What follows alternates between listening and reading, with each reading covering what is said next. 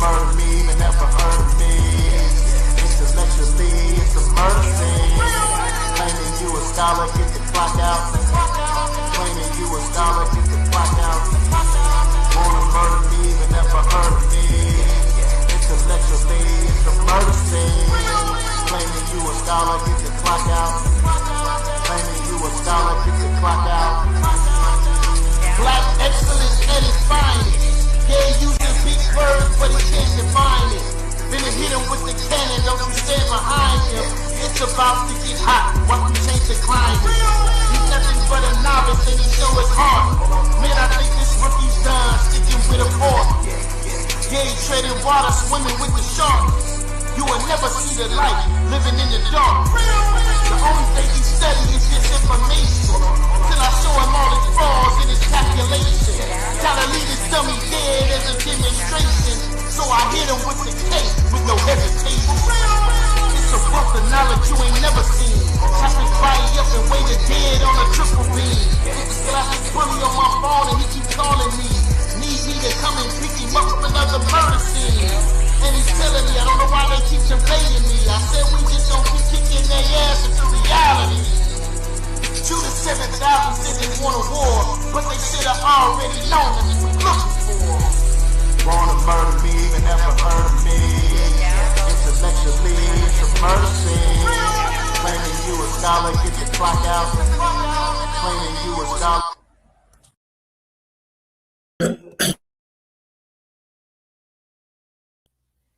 All right, peace and blessings. Welcome to the Lion's Den. My name is JJ7000, the most feared debater on this planet. Sit your ass down, because you know you can't stand it, man. Y'all see the title of this show? Tehuti tries to steal JJ7000 shine on Killer Priest podcast. I guess this brother must have forgot who I am or what I've done for him, and he's trying to diminish it.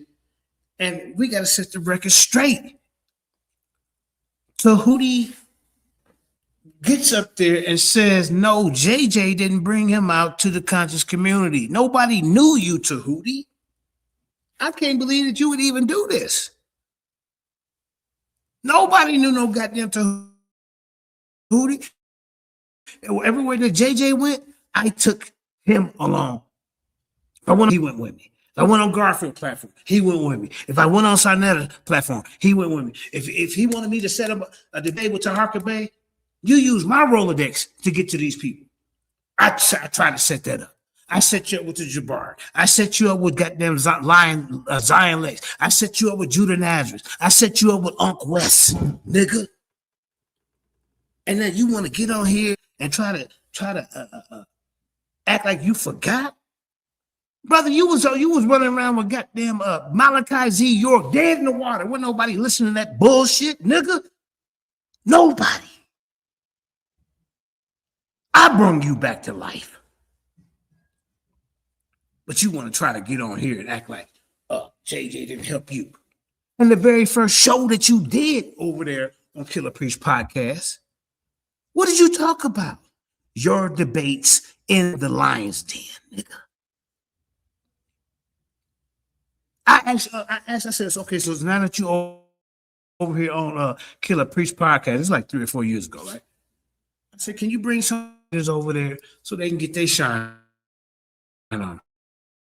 Oh, you know what? Yeah, peace to my queen, Jenny Hayes, my wife, my forever. I see you out there, Ma. Yeah, I love you too. But listen to this. He gets over there and tries to act like JJ didn't put him on the map with us over here.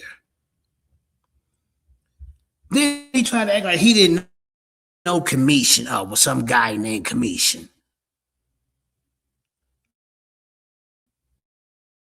Bro, I don't like that snake shit. That's why that snake. What he didn't want is for people to see that debate over there, this debate that him and I had on, he don't want the people to see that debate on Killer Priest podcast. But guess what, bro? You shouldn't have ran your mouth. In this debate, Tehuti, I caught you. Right. Yeah, right. You can't trust these damn Nuwabis, bro. But the thing is, I don't like that. I be helping people, helping them, put them on, and then you want to try to turn on me. So I caught you in like several lies in that debate. Let me share my screen, y'all. We're going to get right straight to it, man. Shout out to the Lions Den. Shout out to my queen, let's say Jenny Hayes, my wife. Shout out to Sister Kareem in the Lions Den. Shout out to Neo, Zion, Black Jesus, Jeremiah, and the rest of them guys that's been part of this movement. You know what I'm saying? But for you, Tehuti, to get on here and try to steal my shine over there, jealous of Patar Asar, because he can speak metanoia. He goes deeper into the information that you'll be able to do. Don't be mad, bro. So we finished on this ass whooping that I put on Tehuti and how many lies I done caught him in. First, let me share my let me put the link in the chat just in case somebody want to jump on, man. Yeah, casting pearls to swine, man. I mean, I don't know why he even had to do that though. I don't get it. He's like, yeah, JJ, say everywhere JJ went, he put me on. I took him to every platform I was on, promoted him, all that. Now you over there with Killa Priest, and you didn't want me over there. That's what it is. Because we asked you years ago, hey, I said, man, bring some of the younger debaters over there, man. Let them get their shine. Oh, well, I don't think he'll do something like that. Yeah. So we finna show this debate, this ass whooping that I put on this nigga. My brother. Podcast. Which one? You going to the debate thing? No, I'm just gonna show the ass whooping I put on this nigga. You showing me? Get to my audience. So yeah, man. And like I say, ladies and gentlemen, everybody know in this community who brought him to the light, who brought him to the forefront. Everybody knows this. And for him to try to just act like JJ didn't help him help him get known in this community, it's a bold-faced lie. We all know this. I caught that nigga in 3 lies in this debate, and I'm finna show y'all. I'm about to rewind them, and then when I go back on the platform Saturday, he gonna see his little flunkies. They gonna see what I did to him because he didn't want this to be seen. What's up, fam? Are you just listening? Yeah.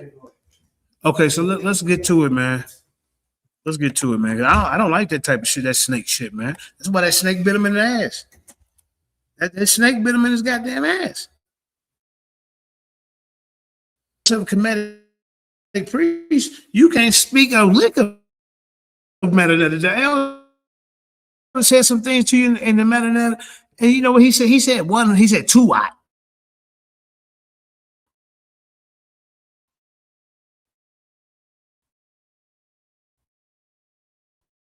And then got to speak in English.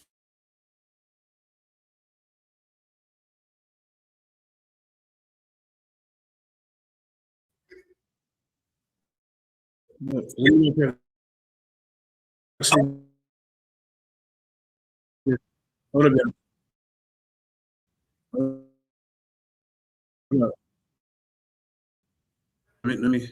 me get it on here. Read this, Killa Priest. Read this. Everybody knows this. You if it wasn't for you,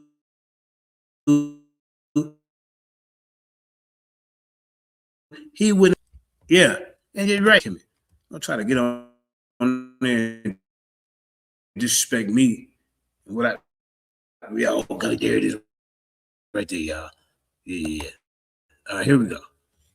Yeah, nigga. I don't like that shit, bro. This should be a good one right here. I know Brother Tehuti sleeps on JJ a little bit, underestimating JJ. I don't think he's sleeping on him or underestimating him, but Tehuti is definitely confident that he will walk away with a 3-0 or 2-0 and a clean sweep, and that if JJ can hold his own in the big leagues, because he's going up against a heavy hitter. Brother Tehuti is not no lightweight. I don't even know why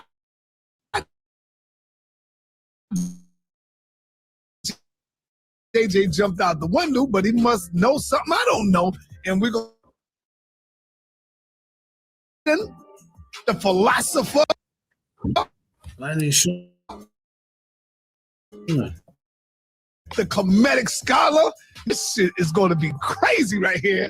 And JJ look good. He looking good. So let me break down the rules for my brothers real quick. I'm going to give y'all brothers an opening round. Y'all going to have to open up. Y'all know what I always say. The opening is very important because it lets the people know. You paint the picture on where you're going to go and where you're taking them. And they see the topic of the debate was the Septuagint put together by the what? But the Ptolemies, or the Hebrew Israelites. So that's what. Okay, so this argument stemmed from him. Really, this was supposed to be me and Reggie's debate, right? But for some reason, Tehuti, it's supposed to be me and Reggie's debate, and then Chris Harris tried to jump in it, and he ran. So Tehuti tried to step up, right? Tehuti tried to step up, and all three of these people were saying that the Greeks, the Ptolemies, wrote the Bible, wrote the New Testaments. All right, that was their premise. So I want to let y'all know that before we watch this debate. I want to let y'all know this. Yeah, he should have just opened a pet store. That's what he should have just did. Just another one looking for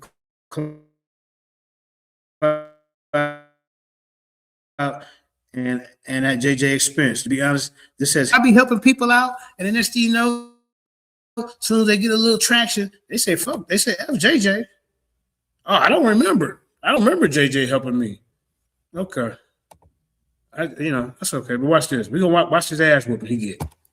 We're gonna be dealing with the first round. You got 15 minutes.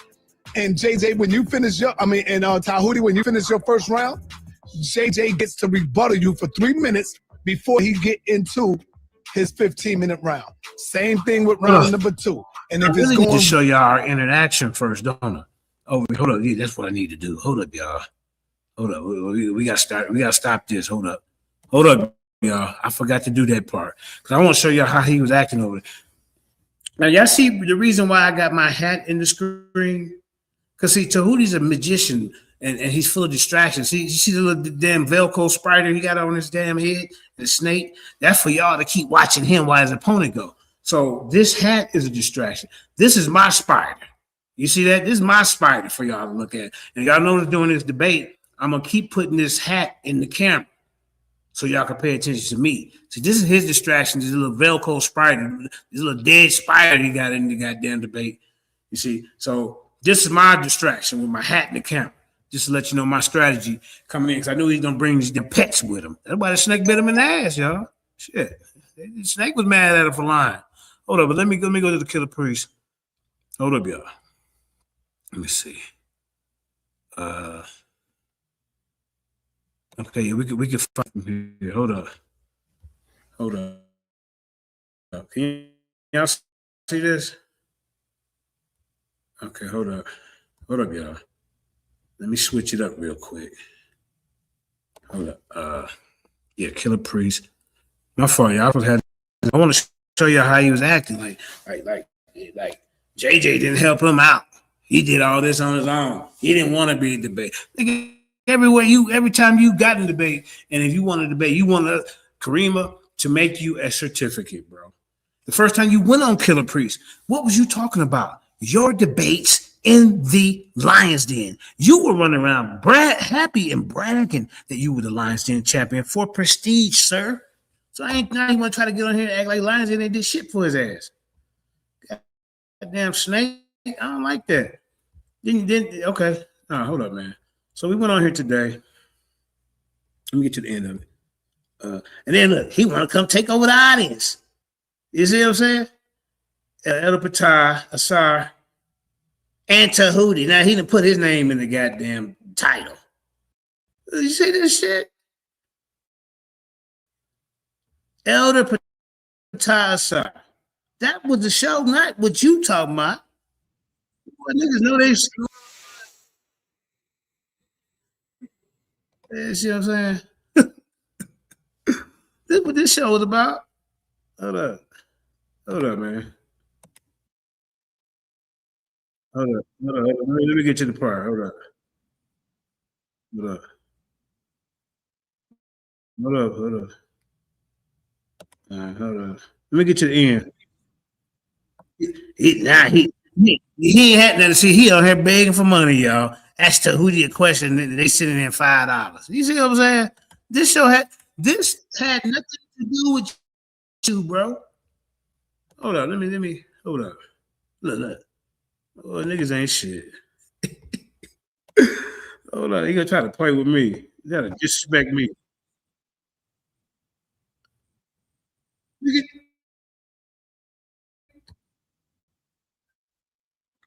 Hold on. Can y'all see this? Hold up. Yeah, I beat the shit out of you, bro. And Saturday, I'm gonna show everybody again. Damn, big Velcro Sprite this nigga got on his head. He jealous of the elder. That's what it is. He think the elder gonna come take his spot. Yeah, dry ass. You know who put you on, bro? Hold up, man. Hold up. Yeah, now his name. Now all of a sudden the elder can't even have a show with his name in it by itself. He to put it.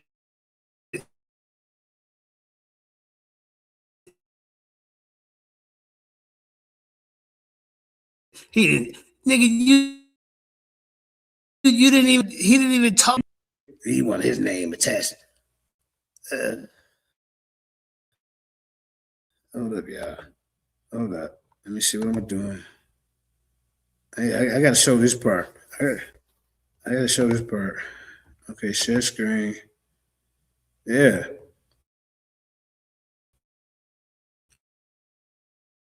And then now I'm gonna really expose you. Coming this Saturday.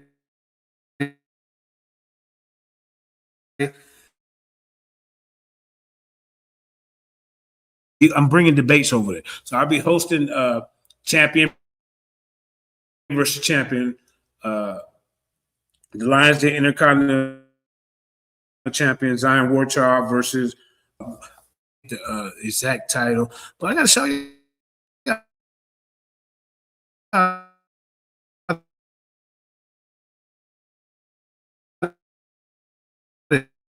this. I gotta show you this snake ass nigga.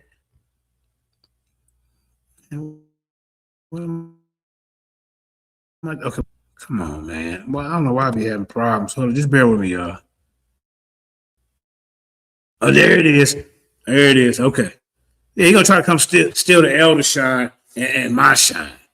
You know, my shine is bringing people to the forefront, bringing them out there. You know what I'm saying? A lot of this thing can be about me. I don't make it about me. I like to bring other people out, let them shine.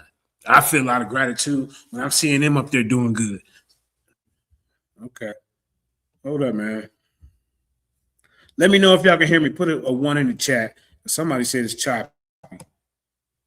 Man, I hope not, man. I got full bars. All right, hold up. I'm finna play this. Hold up, man. Tehuti, you gotta be ashamed of yourself.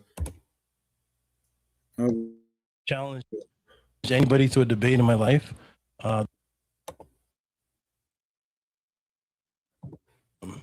Mandinka JJ at the time. Hold up, yeah. In my temple, I wash floors and clean windows. Yeah. So all right. Well, I I appreciate being on your show. Yeah, we're gonna have you again. We're gonna beam you out. I'm gonna say to the family, my closing statement is Panata Apu Pama. Come on, man. Hold up, man.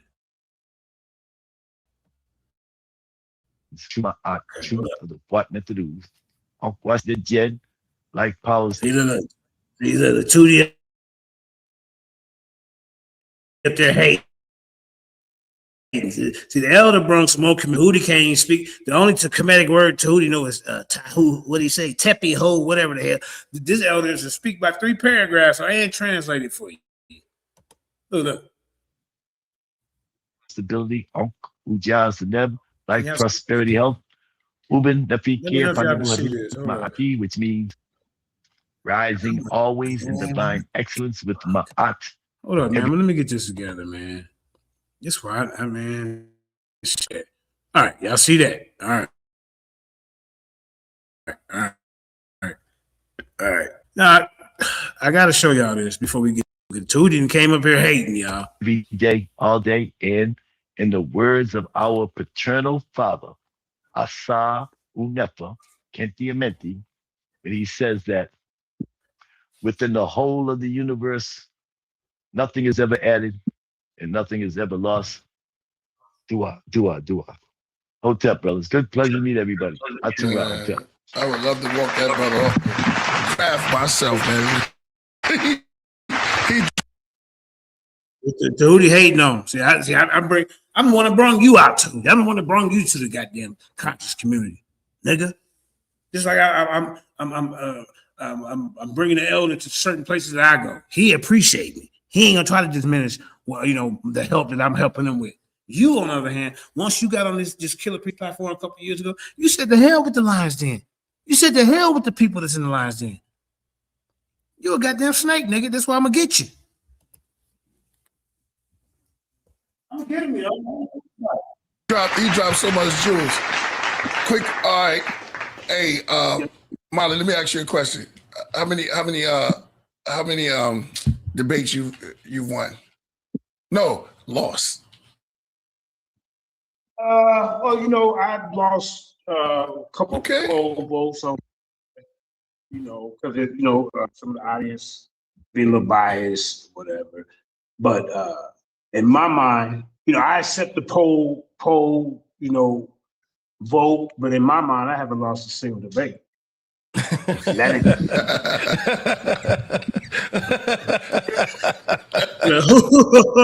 Tehuti must have told him that he beat me. See? Yeah, right. He said in my mind. See the snake shit? Yeah, no doubt. Okay. Can y'all see this though? Hold on. Let me see. Make sure it's showing. Okay, cool. All right. Yeah, man. Tehuti got his ass with what? I'm gonna show you the ass. It just make me sharper on my next debate. But Tehuti had a classic debate. Me and Tehuti, we've been on platforms together. If you did, then you obviously lost that one. Because my man, he's flawless. Tehuti. So they haven't lost one yet. No, okay. Now, see, if we could, as a matter of fact, I was gonna go in on Brother Sanchez, but we can actually review that debate. There is no Council of Alexandria. There is no library. Right. You see what I'm saying? So that's what Tehuti lost that debate. Oh, wait, who? And it's something I didn't know about.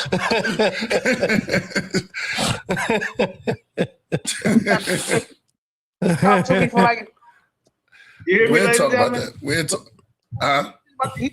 He's my guy, but of course, if it's on Sarnetta TV, Right. that's the channel. Right. So and I'm the bad guy on Sarnetta TV. But Right. what we can do, we can go over the debate again. Who said you battle? Show you You mean when I debated JJ? I debated JJ. Oh, y'all too. That's what you saw. I thought he said something about Brother Sanchez. I don't know if those. I heard that, but no, okay. I debated JJ on Sun Edits and all my intros. Wow. Okay. Yeah. But And JJ came out swinging. I heard you're a great researcher. yeah. No, the word.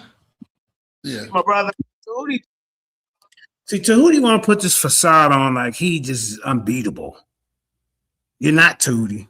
And when we show this debate on this channel, you're gonna be embarrassed. Because I got you lying 3 times in the debate. He beat me in that debate.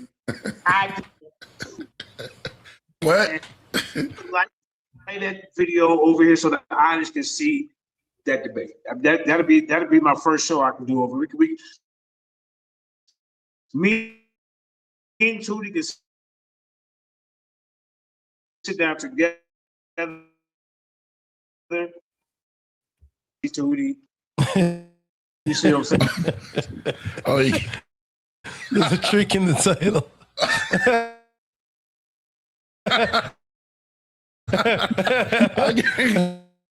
I gained more respect for you though. I got at least you keep it at one.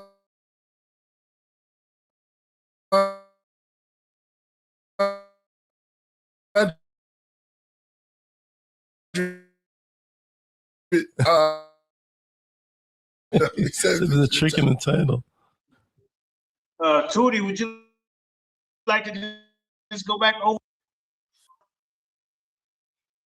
that?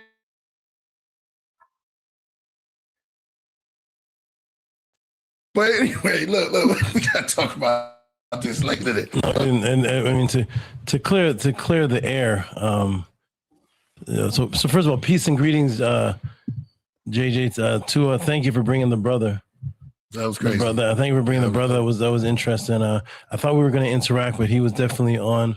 What are they saying? They say he's on one. Is that what they say in the streets? Yeah. I'm learning street talk. He was on one. Yeah. So now he's hating on the elder because the elder was talking and he's talking about the elder was on one. The elder can speak. The only word that the Melanetta Tehuti know is Tehua. What the hell is that? Then you go back speaking English, nigga. You're gonna be look. You're gonna be embarrassed. I mean, to the highest point of embarrassivity once I show how you got caught with these lies. Nobody signed other polls don't count. We already know that he switched polls and changed things up. We already know that is a comedic, Bible-hating platform. We know this, but so Tehuti didn't went and lied to this man and acting like he didn't beat me. So we finished. I'm gonna show y'all. I had to show y'all this part.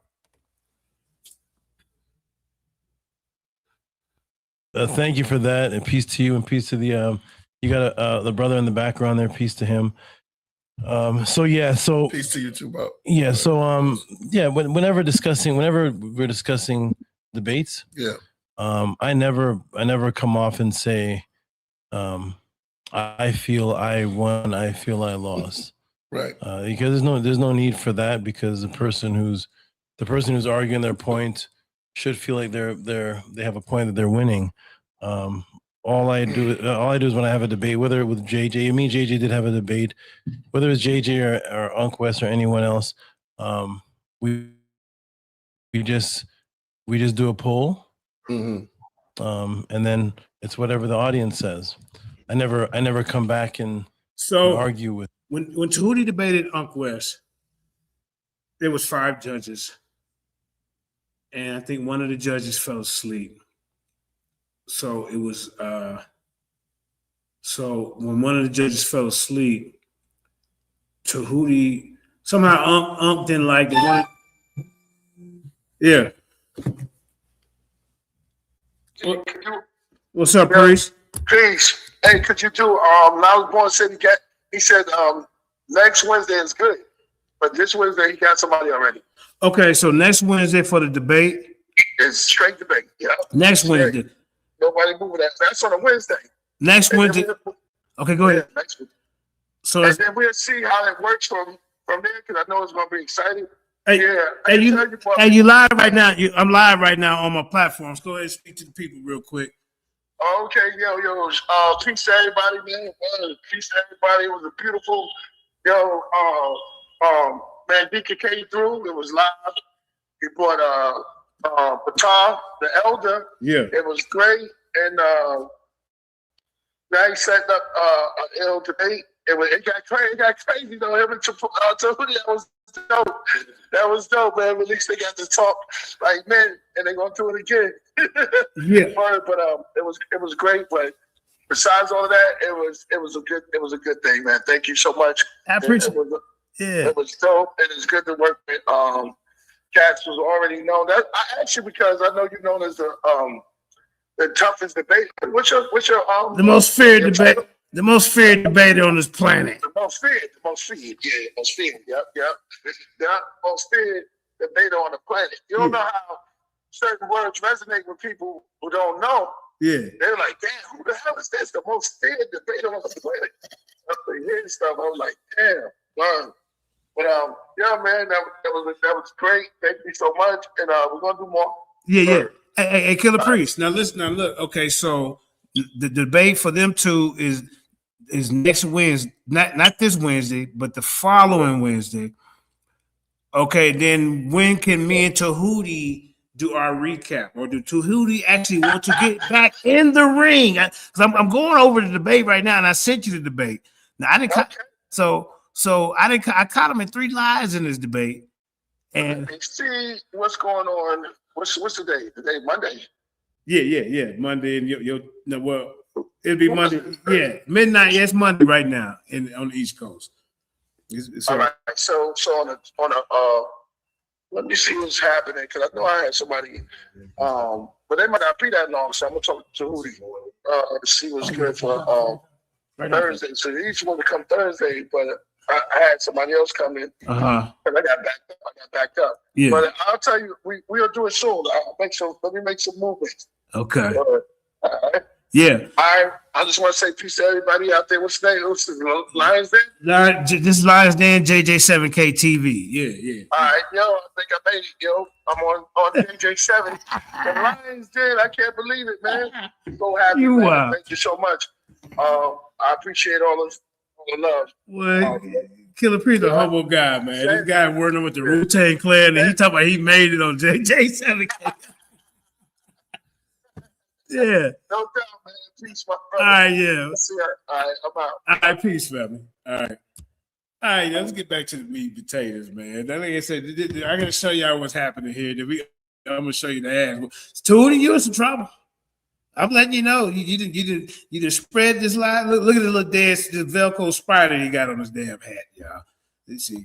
Hold on. Let's watch it. With it, I never come back and say, "You stupid audience," or "You guys." No, what did the audience say? Okay, that's what we'll go with. So yeah, me and JD did have a debate, and yeah, according to the audience, it was 84 to 16%. 84 to 16%. Yeah. She said 84%. That was the audience. Oh, signing the TV. Yeah, 84% voted. This actor signing to kick me off. Now, y'all got to keep in mind that is a comedic platform. So I give him the poll. But when you look at the information, Tehuti, you got your ass whooped. And you're really going to get your ass whooped if we get in the ring again, because I'm on colder now. I trust and believe that. And then took a poll. Yeah, signing to kick me off. I can't hear him. Yeah, he threw me off the stage like he always do. Then he took a poll. Okay? So, Tehuti, I'm just going to be honest with you. You lost that debate. Sir. There is no Council of Alexandria. There was no library. So you didn't prove that the Greeks wrote this. You brought a faulty letter, the letter of Arterius, to this debate, and you used that as your source. That was your source. So what I'm gonna do Wednesday?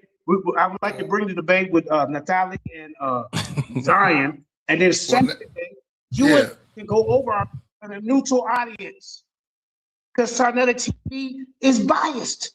We know this, but Tehuti ran with it. This I'm not gonna do. Yeah, I'm not gonna do that with Sarnetta though. I'm not gonna. So the thing with any of my debates, it's a good conversation though. Yeah. So the thing with my debates that I have, I always screen record what the person I debate says afterwards. Right. And it's always an echoing theme. Right. It's the same thing. So when I debated Judah Nazareth, he said, it's biased. I never met him. He said, it's biased, it's rigged, it's biased, it's rigged. Right. After I debated Commission, he said, the crowd was biased, the crowd was biased. Never heard of Commission. All these, so it's an echoing theme, and that's why I stick to, I never say who wins a debate. Right. The winner of a debate is declared by the audience, right. and they say what it is at the end. And Yeah, let's get ready to wrap it up though. Yeah, at the end, that's what they say. So I don't. That's good. Yeah, well, yeah. So, in all of my debates at the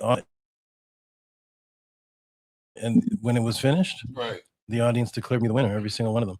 I don't have an opinion. Right. I just teach what I teach, and I let the audience.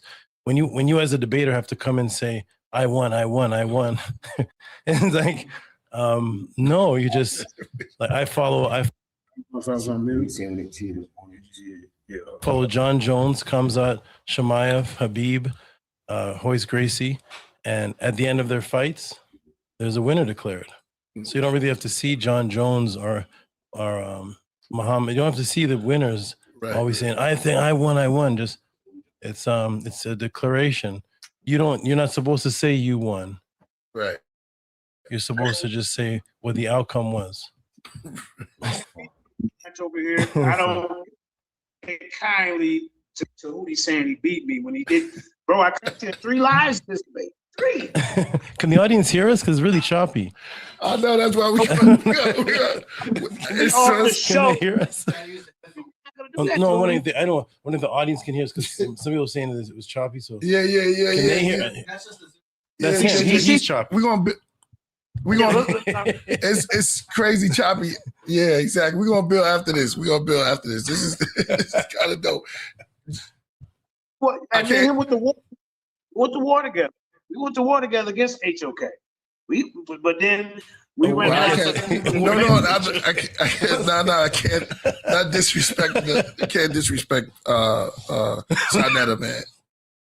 I can't do that. So he said, I can't because I can't hear you. He said, put the war together.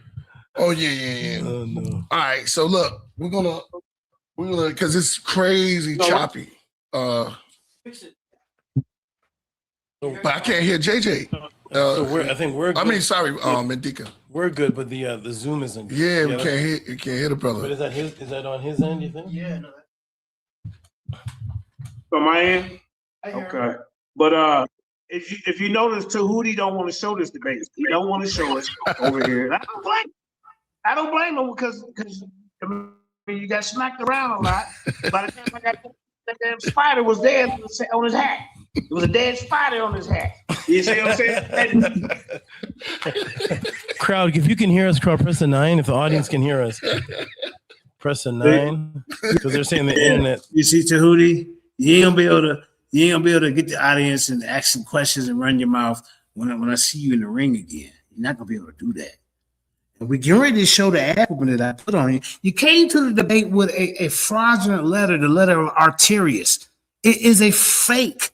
That was your main source. Then you said there was a council of Alexandria in 323 BCE. There's no such council that say put together that the Greeks put together the Septuagint. Then you came and said, "Oh, well, no, I meant the Library of Alexandria." There is no archaeological proof of this library, sir. Okay, look, I'm finna call in on the phone since he said it's choppy. Watch this.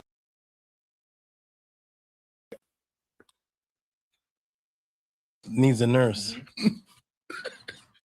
Yeah, it's so choppy. AD, listen. Audience, press the 9 if you can hear. Let's just move. We just move. Oh, you about to? Okay.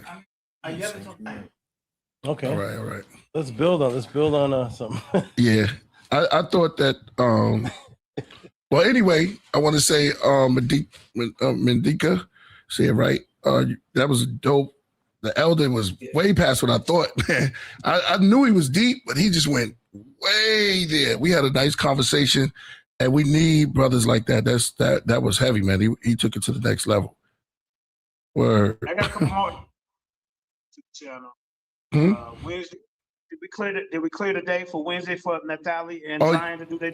Yeah, I gotta. Let me build with the team. I'll build with the team tonight. Yeah, I'll build with the team that was born and everybody and Neptali. Shout out to Neptali. She was here earlier. She was. Yeah, she was in the audience. Are we leaving that with that last impression? Is that how we're leaving this college? Nah. Like that? Nah, it's No. That's the last memory. No, we got. You want to talk? Let's talk off air on that one. Okay. Because I want Nephtali part of it too. Oh, okay. You know what I'm saying? I got you. Shout out to Nephtali. She gonna hit me up. All right. So I mean, where we at? I just want to say that was great, man. It surpassed what I thought. You brought something. Now you started what you did that was great too, Mendika, is he introduced you to the world of debates.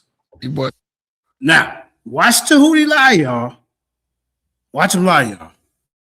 Let me make sure y'all still can see this. Watch him deny this.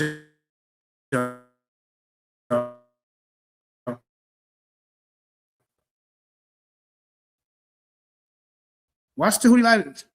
Okay, hold up. Don't know what I take my comment. Okay. Keto chill. No. Jay Snake, let Keto live. I know what's going on in the chat. Keto, my partner. I don't know what y'all arguing about in the chat, but no, Keto, you ain't gotta go nowhere. It's all good. Okay, come on.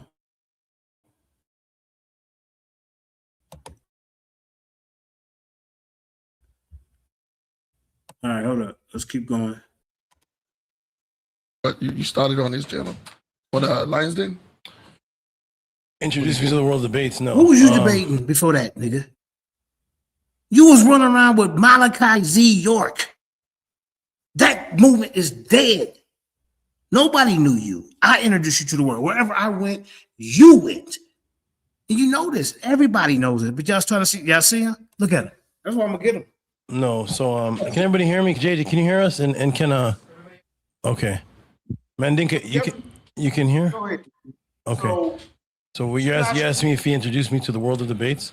On YouTube, I guess. Lions Den. Okay. So what had happened with me and Mandinka JJ at the time was a brother. I asked a brother if he could find people that talk in a box, like I didn't know of StreamYard at the time. If they could talk in squares, right. And I would join in. So the brother had found the Lions Den, JJ, right. And so I went for an interview. And the brother is Ahachi Ma'at, supposedly one of your students. I guess you and him must have fell out because you can't even say his name now. That's crazy how you turn on people. Your student, Ahachi Ma'at. As a matter of fact, Ahachi Ma'at was supposed to debate Pastor Bennett. So I took your student on Son of the TV to do a debate with Pastor Bennett. Your student crashed out and they threw him off the show. So then I came in to protect your student, something that you didn't do. Then me and Pastor Bennett ended up debating. And I beat the stank out of him. But for you to even say, no, well, my student, Ahachi Ma'at brought me on there, you a snake, nigga. You a snake. So I went for an interview because he said there's some Hebrews I want to know about Komet and Ma'at. And I said, okay, that's interesting. Right. So I went in, I had a very good interview. JJ was a very good host, very good questions I was asked, and it was an interview. There was a person there named Judah Nazareth who challenged me in the interview. Right. He challenged me to a debate. Right. And I didn't know, I was told he was the champion of that, right? Of the Lions Den. So that's actually how it started. So he challenged me, and it was supposed to be Ma'at versus the Torah. Right. So I actually came in as a person representing Komet and representing Ma'at, and a Hebrew brother challenged me to a debate, and that's how it started. So I didn't go to the Lions Den for the world of debates, or I had no interest in that. I was doing an interview, and the brother Judah Nazareth said he wanted to take me on. Right. So that's what started the debate, and I said that's fine. So that's actually what started it, and then from there, I became I was announced the champion. So wow. I didn't come looking for debating. That wasn't the question. The question was, did JJ introduce you to the world of debates? That's the question, Tehuti. Championship. I wasn't really into that. Right. I wasn't into that. Right. But because I beat him, he was the champion. I was the champion now. And then from there, different people were brought to me, and I kept beating them. So it started off with the lines then, because the brother Judah Nazareth challenged me as a champion. That's what that's how that started. It was an interview. Right. Right, JJ? You remember that? Let me get the story straight. Everywhere I went, you went. If I went on Uncle West platform, I took you with me. If I went on Sarnetta's, I took you with me. If I went on Garfield Town, I took you with me. So you sit up here trying to diminish what I've done for you, and I don't like that. I don't like that too. I'm not sure what. I'm not JJ. So for JJ has to understand that. JJ has to understand I'm not sure what's going on. Bro, you was a fucking snake, bro. You still mad because you got caught lying in this debate. I'm going to show y'all, and the world going to see when I go back on there to do the show this Thursday. And I know you're not going to sign out for a part 2 because I done got colder. And I got, look, let me show y'all something real quick. Hold up. Let me show y'all. Hold up. Can y'all see this? Hold up. Let me see. StreamYard. Hold up real quick, y'all. Let me show y'all something. Hold up. Let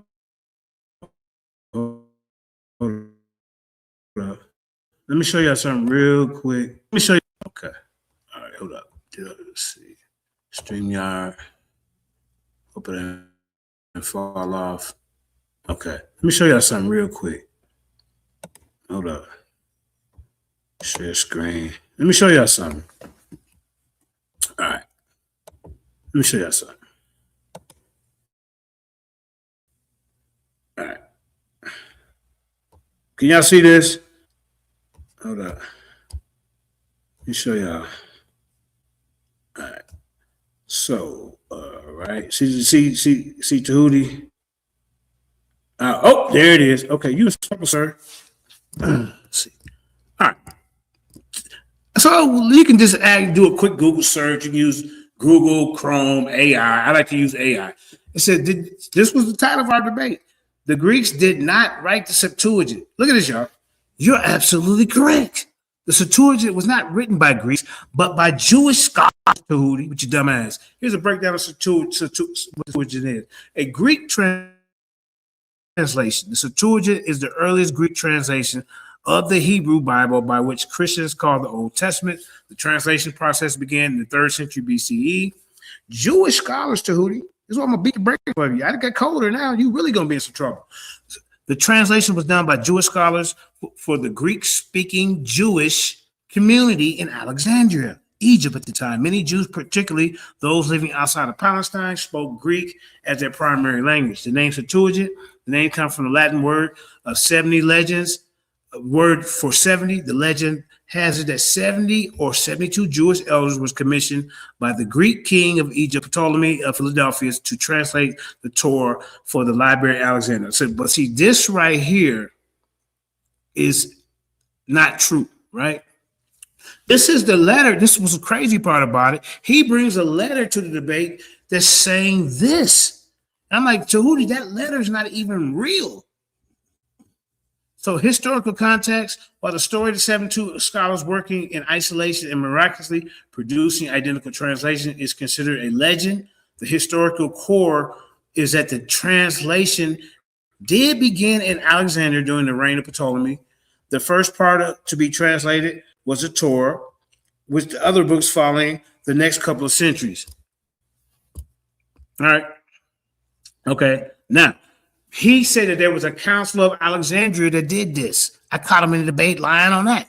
You raise an interesting point where there might not be a single council of Alexandria that is as famous as the Council of Nicaea or Chalcedon. There were actually several important councils and synods that held in the city. One of the most significant was the Council of 362 AD, led by Athanasius. It was presided over at St. Antheus, a major figure of the early Christianity after he had returned from exile. But see, none of these councils is talking about them translating or producing this Septuagint and without the help of Hebrew Israelites. So the healing division, the council main goal was to address division in the church that arose from the Arian controversy, which was a dispute over the divinity of Christ. This ain't talking about them doing anything, producing a Greek book. The key issues that was dealt with the topics like divinity and the Holy Spirit and the human soul of Christ. See, reuniting the church, the council established midterms for bishops who had fallen into heresy to return to the church in its effort to promote unity. So while not as well known as some of the larger councils, a number of synods held in Alexandria played a crucial role in shaping Christian doctrine. He said that there was a council of Alexandria. I caught him in a live debate. I'm going to show y'all. Okay, so who helped the Greeks translate the Septuagint? I need 20 scholarly perspectives. Okay, we'll see what they say. Let's see what they say, Tehuti. Based on our previous chat, it seems that there's still a bit of mixed up. The historical consensus is that Greeks did not. Let me highlight that for you, sir. Did not translate the Septuagint. You see, it was the other way around. Jewish scholars translated the Hebrew scripture into Greek, like I told you during the debate. But for some reason, you think you won this debate. The help they received wasn't in the translation itself, but in the form of royal patronage. Here's a summary of the scholarly consensus on this matter. The primary helper or patron was Ptolemy II Philadelphus, the Greek king of Egypt in the 3rd century BCE. He wanted to have a copy of the Jewish law.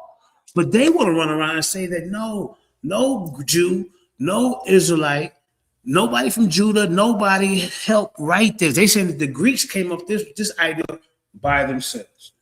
You see what I'm saying? Look. Rather than 20 different perspectives, you'll find that scholarly sources are largely in agreement on these key points, with minor variations in how to interpret the legendary account of the letter of Aristeas. This is a fake letter that Tehuti brought to this debate. We know, I told him before the debate that letter is a fraud. Okay, so the translators, Jewish scholars translated the text. This game over. Then during the debate, I showed them how we preserved the language, and it was oral history. And then after a while, they started writing it down. So the language, they translated the original Hebrew into the Koine Greek, which was a common language in the region at that time. The location, the translation work began in Alexandria, Egypt. The patriarchs, the project was initiated under the patriarchs of King Ptolemy II of Philadelphus. The purpose, the translation was primary for a large Greek-speaking Jewish population in Alexandria, and also inclusion of the king of library. Okay, so we're going to get past it because this already kills them, but I want to show y'all the debate. That's enough of that. We don't need to hear Tehuti's line. Let's get to the debate. Let's get to that. Let's get to that, because Tehuti, you got your ass whooped. You got your ass whooped, sir. You got your ass whooped, and you know it. Okay. So here go one more thing. There is no solid proof of this library. Look at this, y'all. Because he said that there was a library at Alexandria. There is no proof of this. Look at this. You hit it. You hit on a key point that historians and archaeologists have debated for years. You are correct that there is no definitive Killa Priest. Did you listen to this? There is no definitive, solid archaeological proof of a great library in Alexandria in the way that we have forced to say the Colosseum of Rome. No ruins have been found that are undisputedly the library. So come on, man. So let's get to this debate because it's getting late. Let's get to it. And trust me, you ain't gonna sign up for no part 2 of this. I guarantee you.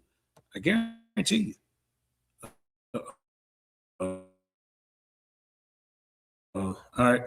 So let's get to this, y'all. Let's get to this debate. All right, share screen. So we already caught him in lies. Okay. Here it is right here. Okay, show up.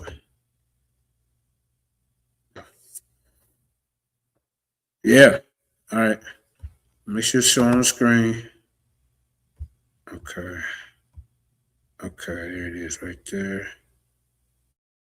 Uh-huh. Yeah, just your worst nightmare. I know you didn't want people to see this again. Here we go. well and y'all want to get on with another round, we can also bring in round number 3. That's optional for y'all. Right after that, we're going to have the cross-examination, which will be 10 minutes to ask a question. You got to allow the person a minute to answer the question. And then we have your closing arguments, and then followed by questions and answers. Are there any questions, gentlemen? Are there any questions, brothers? Y'all can unmute yourself. I have a question. All right, Let's get ready to rumble, man. Let's get this thing going, man. Salah. Questions. What? Yeah. After this, could I get a trophy with JJ's name on it? You're going to see how it goes. All right, you got to go. You got me echoing. When two cultures collide, which one will stand to liberate community? First of all, I need to acknowledge why this debate is necessary. Curse the divine, cast the pearls of swine. Reverse the design, even merge divide. Side net a TV when two worlds collide. Might hurt to decide just who verse will vibe. When we curve all the job, whether girls or guys. No herbs left alive in this earthly skies. Side net a TV when two worlds collide. Clash of the titans, facts will enlighten. Some spitting mad, but they ain't half as exciting. This platform we battle for the souls of man. Those kidnapped and trapped upon stolen land. Doesn't matter where you at on this earth. Africa's the true origin of your birth. Teaching you true health and wealth. Knowledge of self-worth instead of killing your health, going to jail over turf. We all truth seekers asking questions. Should we seek them in the shrine lodge or the lessons? Is the answer ancestral science or religion? Is it freedom or Willie Lynch a little different? Is it Indian, Aboriginal, indigenous people? Should we worship money? Is it still a root or evil? But we all born with mental shackles if we black. And the only thing that's gonna free us is the actual facts. Whose words will survive when we purge the lies? That curse the divine, cast the pearls of swine. Reverse the design, even merge divide. Side net a TV when two worlds collide. Might hurt to decide just who words will vibe. When we curve all the job, whether girls or guys. No herbs left alive in this earthly skies. Side at a TV when two worlds collide. Is it the gods and herbs or the Moors? Should we master UCC in commercial law? Is it being Muslim, Christians, or the Jews? Should we push the old school and need something new? Is it atheism, Egyptologists, Hebrew Israelites, flat earthers, herbalists? To get our people right, I'm in Rod Squad, RBG, or New Covenant. Should we work for it? Should we overthrow the government? Should we all go for self, being savages and vultures? Pan-African, or is hip-hop our culture? Is it nationality or correct status? Should we integrate Me Too or Black Lives Matter? Should we hit the streets with the Panthers? Unify the gangs is all out war the right answer. Are we Asiatic or Arabian? Should we just free Dr. York and be Nawapi and a Sabian? Whose words will survive when we purge the lies? That curse the divine, cast the pearls of swine. Reverse the design, even merge divide. Side net a TV when two worlds collide. Might hurt to decide just who words will vibe. When we curve all the job, whether girls or guys. No herbs left alive in this earthly skies. Side at a TV when two worlds collide. Yo, I'm gonna show y'all something. I'm not gonna give it up yet. I'm not gonna say nothing. JJ, don't you say nothing. Cause you know, don't say nothing, JJ. But I'm trying to tell you, when I tell you, brothers and sisters, when you make your donations and I bring to you the best of the best top fighters in the ring, you're going to be surprised. Sarnetta is making his first comeback after the 2 to 3 years layoff of the COVID stuff. We're going to be live. We're going to be going in, and it's going to be open to the public. The debate, I got y'all. JJ, is that debate going to be fire, JJ? Listen to me. Boy. Huh? Is it gonna be fire? Somebody gonna be in trouble. I know that. Yo, it's gonna be open for the. I mean, we're doing it where the people gonna be able to come in again and sit down in seats, live on stage. Okay, and it's going down at the. Let's get to it. Let's get to it. Started, and it was on these exact words. Okay, great. That's the actual podcast. Okay. All you got to do is say you ready, and then your screen is up. Just tell me you ready. Okay. Okay, I'm. Your screen is up. Okay, beautiful. Greetings, ladies and gentlemen. Peace. Hotep, Anki Ma'at, Un MS. I live from Ma'at, I exist within her, and my name is Tehuti. I'm in Hotep Ra. Some people are familiar with me, some people are not, but what is most important is not me, but the actual subject matter of the topic. I want everybody to always keep the subject matter in mind. On the screen, you will see the actual subject matter. The difference between me and Tehuti. Tehuti typed this out. My name should not be in his source. I'm gonna bring you real sources. This is something he typed out. This is his opinion, right? Matter. None of these words will be changed. This topic, debate, discussion is based on these exact words. Was the Septuagint put together by the Ptolemies or the Hebrew? What JJ would need to show and prove is this.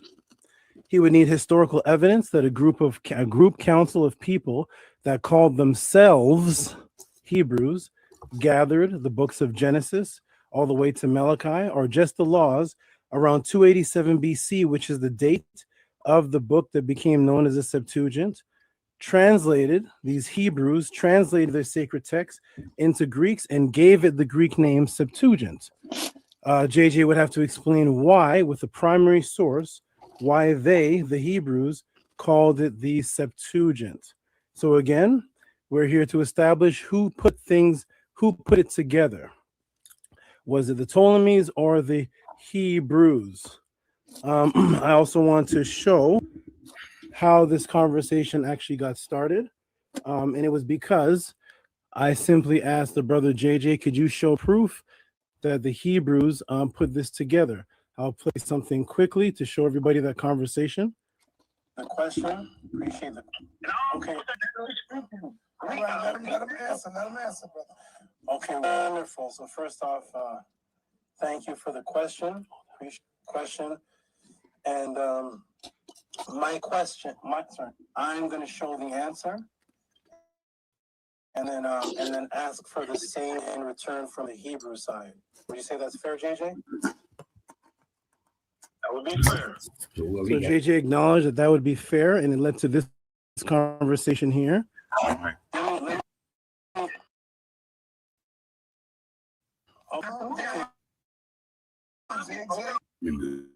This.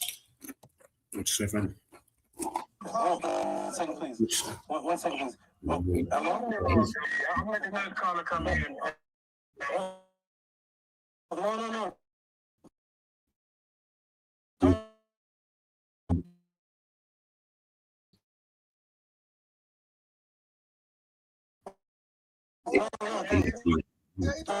Yeah, I already showed you before.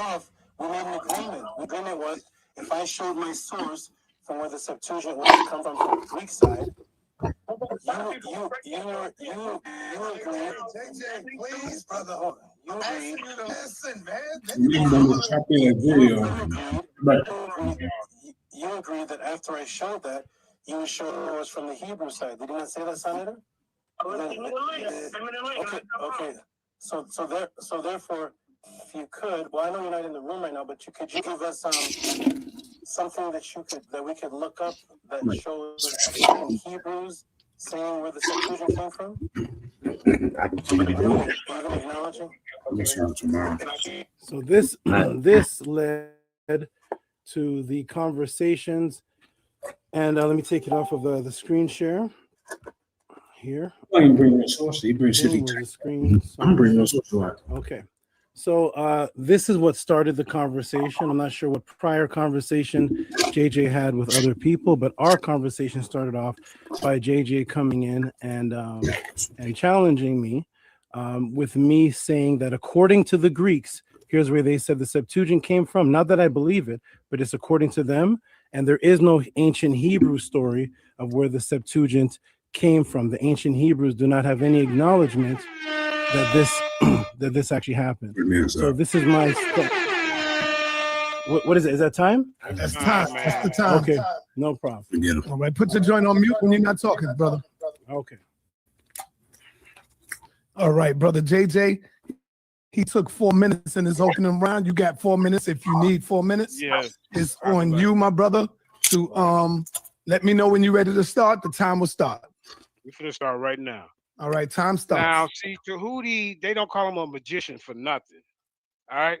Now, the whole basic of this whole conversation was when people was coming on this platform saying Greeks wrote the Bible, Greeks wrote the Old Testament, Greeks wrote the New Testament. So what Tehuti's gonna have to show and prove, is he's gonna have to show me a group of Greek scholars, a group of Greeks, scribes that got together and translated the Hebrew over to Greek. Because he's saying they wrote it. Really, if they wrote it, they wouldn't even need Hebrews. If they wrote it, what they need Hebrews to translate for?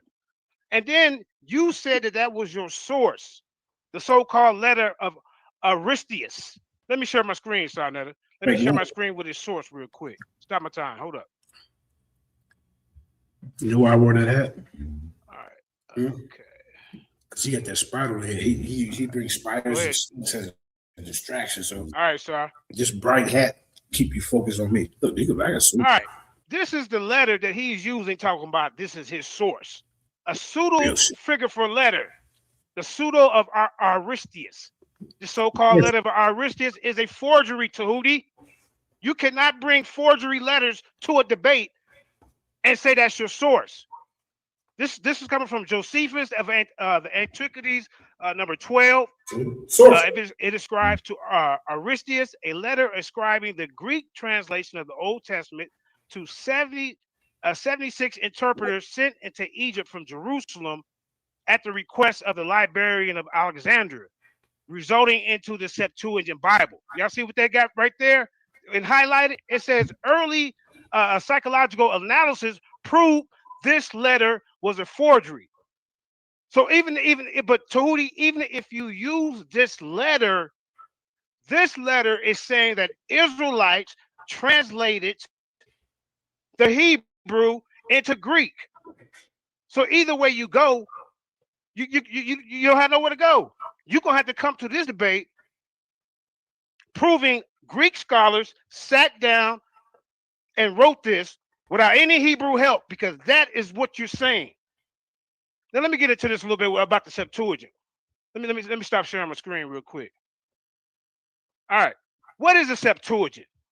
Let's explore the truthfulness and reliability of the 66 books of the Bible. You know, the Most High Yah's special revelation. Let's start with the Greek. Yeah, okay, thanks, sir. The Greek translation of the Old Testament, which is commonly referred to as the Septuagint. What is the Septuagint? This is the starting point that we must ask. What is the it? There's a number of ways we can come at this type of question. For most non-specialists, lay people, and even pastors and scholars who have background in biblical studies, they tend to use the term the Septuagint in a very broad way. See, I'm here to straighten that out. I think scholars at least show some recognition when they talking about it. They basically know what they're talking about when they talk about the Septuagint, but don't always clarify themselves in very precise terms. And one of the consequences is that when the scholars read about the Septuagint, things can go unsaid and can lead to assumptions, like what Tehuti's doing with his letter. I can't believe he said that is his source, because even your letters say Israelites wrote it. So if you're going to use that letter, be my guest, but you're going to get mocked through this whole debate with that letter. But if you ain't going to use that letter, Tehuti, I need to see you bring some Greek scribes, scholars who didn't have no Israelite help, and they wrote this damn Septuagint. How much time I got, sir?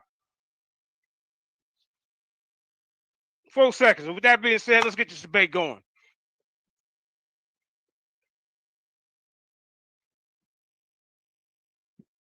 You already lost. I can't hear you, Nobody teach you every time. Nobody teach you. Hear me? Teach a student every All right, brother Tehuti, I hear you, JJ. Mute yourself. Unshare your screen, JJ. Yep. And brother Tehuti, you got 15 minutes in your first round. Let me know when you're ready, Tehuti. Okay. Awesome.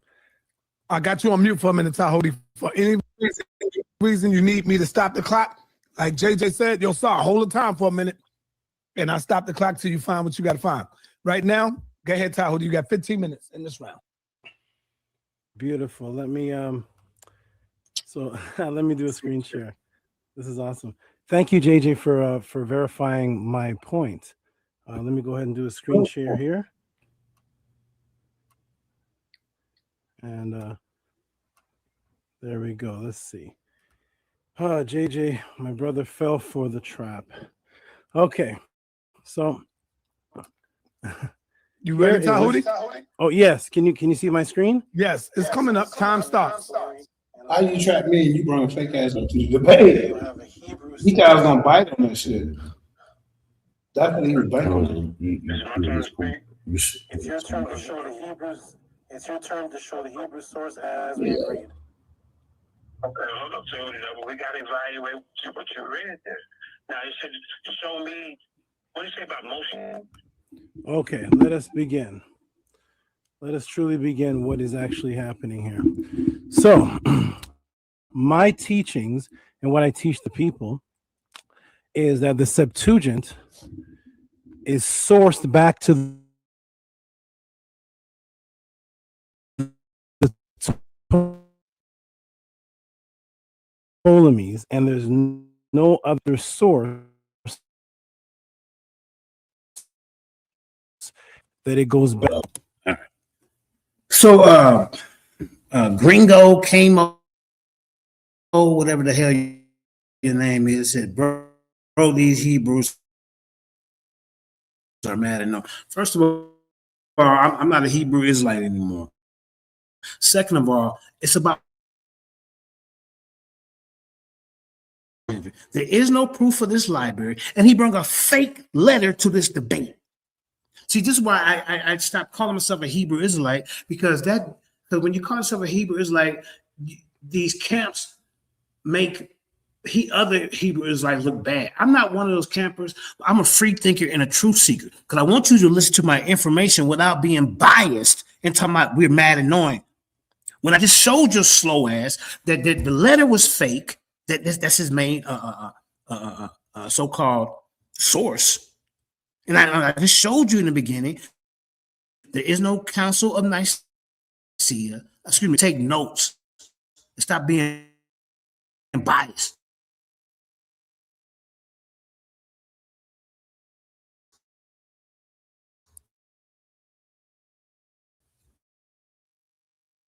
Slow ass nigga. Don't come over here with that bullshit. This is annoying. Can you read that? Mm-mm. What is this? And what is this? Is true. I'm saying the Ptolemies made this up. This is something that only sources back to the Ptolemies. It doesn't source back anywhere else. Let's take a look at what the actual Septuagint is. Okay.